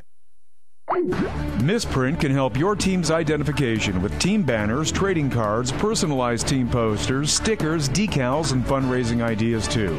Misprint has 2 locations, 8244 Calumet Avenue in Munster and in Hammond at 6931 Calumet Avenue. Both locations open Monday through Friday, 8:30 to 5, and in Munster, Saturdays till noon. Online, it's misprintusa.com. Misprint in Munster and Hammond for custom print, designs, and signs.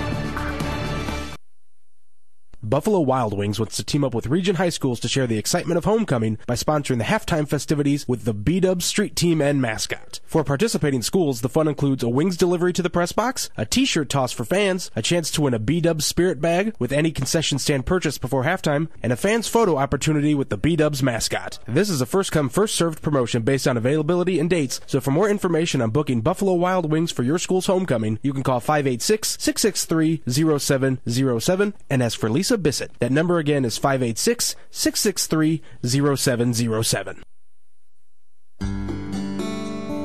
Herm and Chris Hoagie, broker owners of RE/MAX Realty Associates in Munster, are award-winning realtors with over 30 years of experience. Their team of over 35 agents is ready to help with any and all real estate needs in Lake and Porter counties, as well as the southeast Chicago suburbs. They can be found on the web at regionhomes.com. Herm and Chris Hoagie are proud to underwrite the Herm Hoagie halftime report during tonight's game. Tonight's game is underwritten in part by attorney Carl Hand and the Hand Law Group. Located at 1000 Eagle Ridge Drive in Cherryville, the Hand Law Group has over 20 years' experience in personal injury, family law, estate planning, and business law. To learn more, the web address is carlhandlaw.com. That's Carl with a K, carlhandlaw.com, and the phone number is 924-2640. Carl Hand and the Hand Law Group. Quality, experience, results. Your local Chicagoland and Northwest Indiana Chevy dealers are proud to be contributing members of the community here in Northwest Indiana. Your local Chevy dealers also pride themselves on their commitment to help you find a vehicle of your choice at a Chevy dealer near you. Our website is ChevyDriveChicago.com. Once again, that's ChevyDriveChicago.com. We look forward to serving you. Chevy runs deep.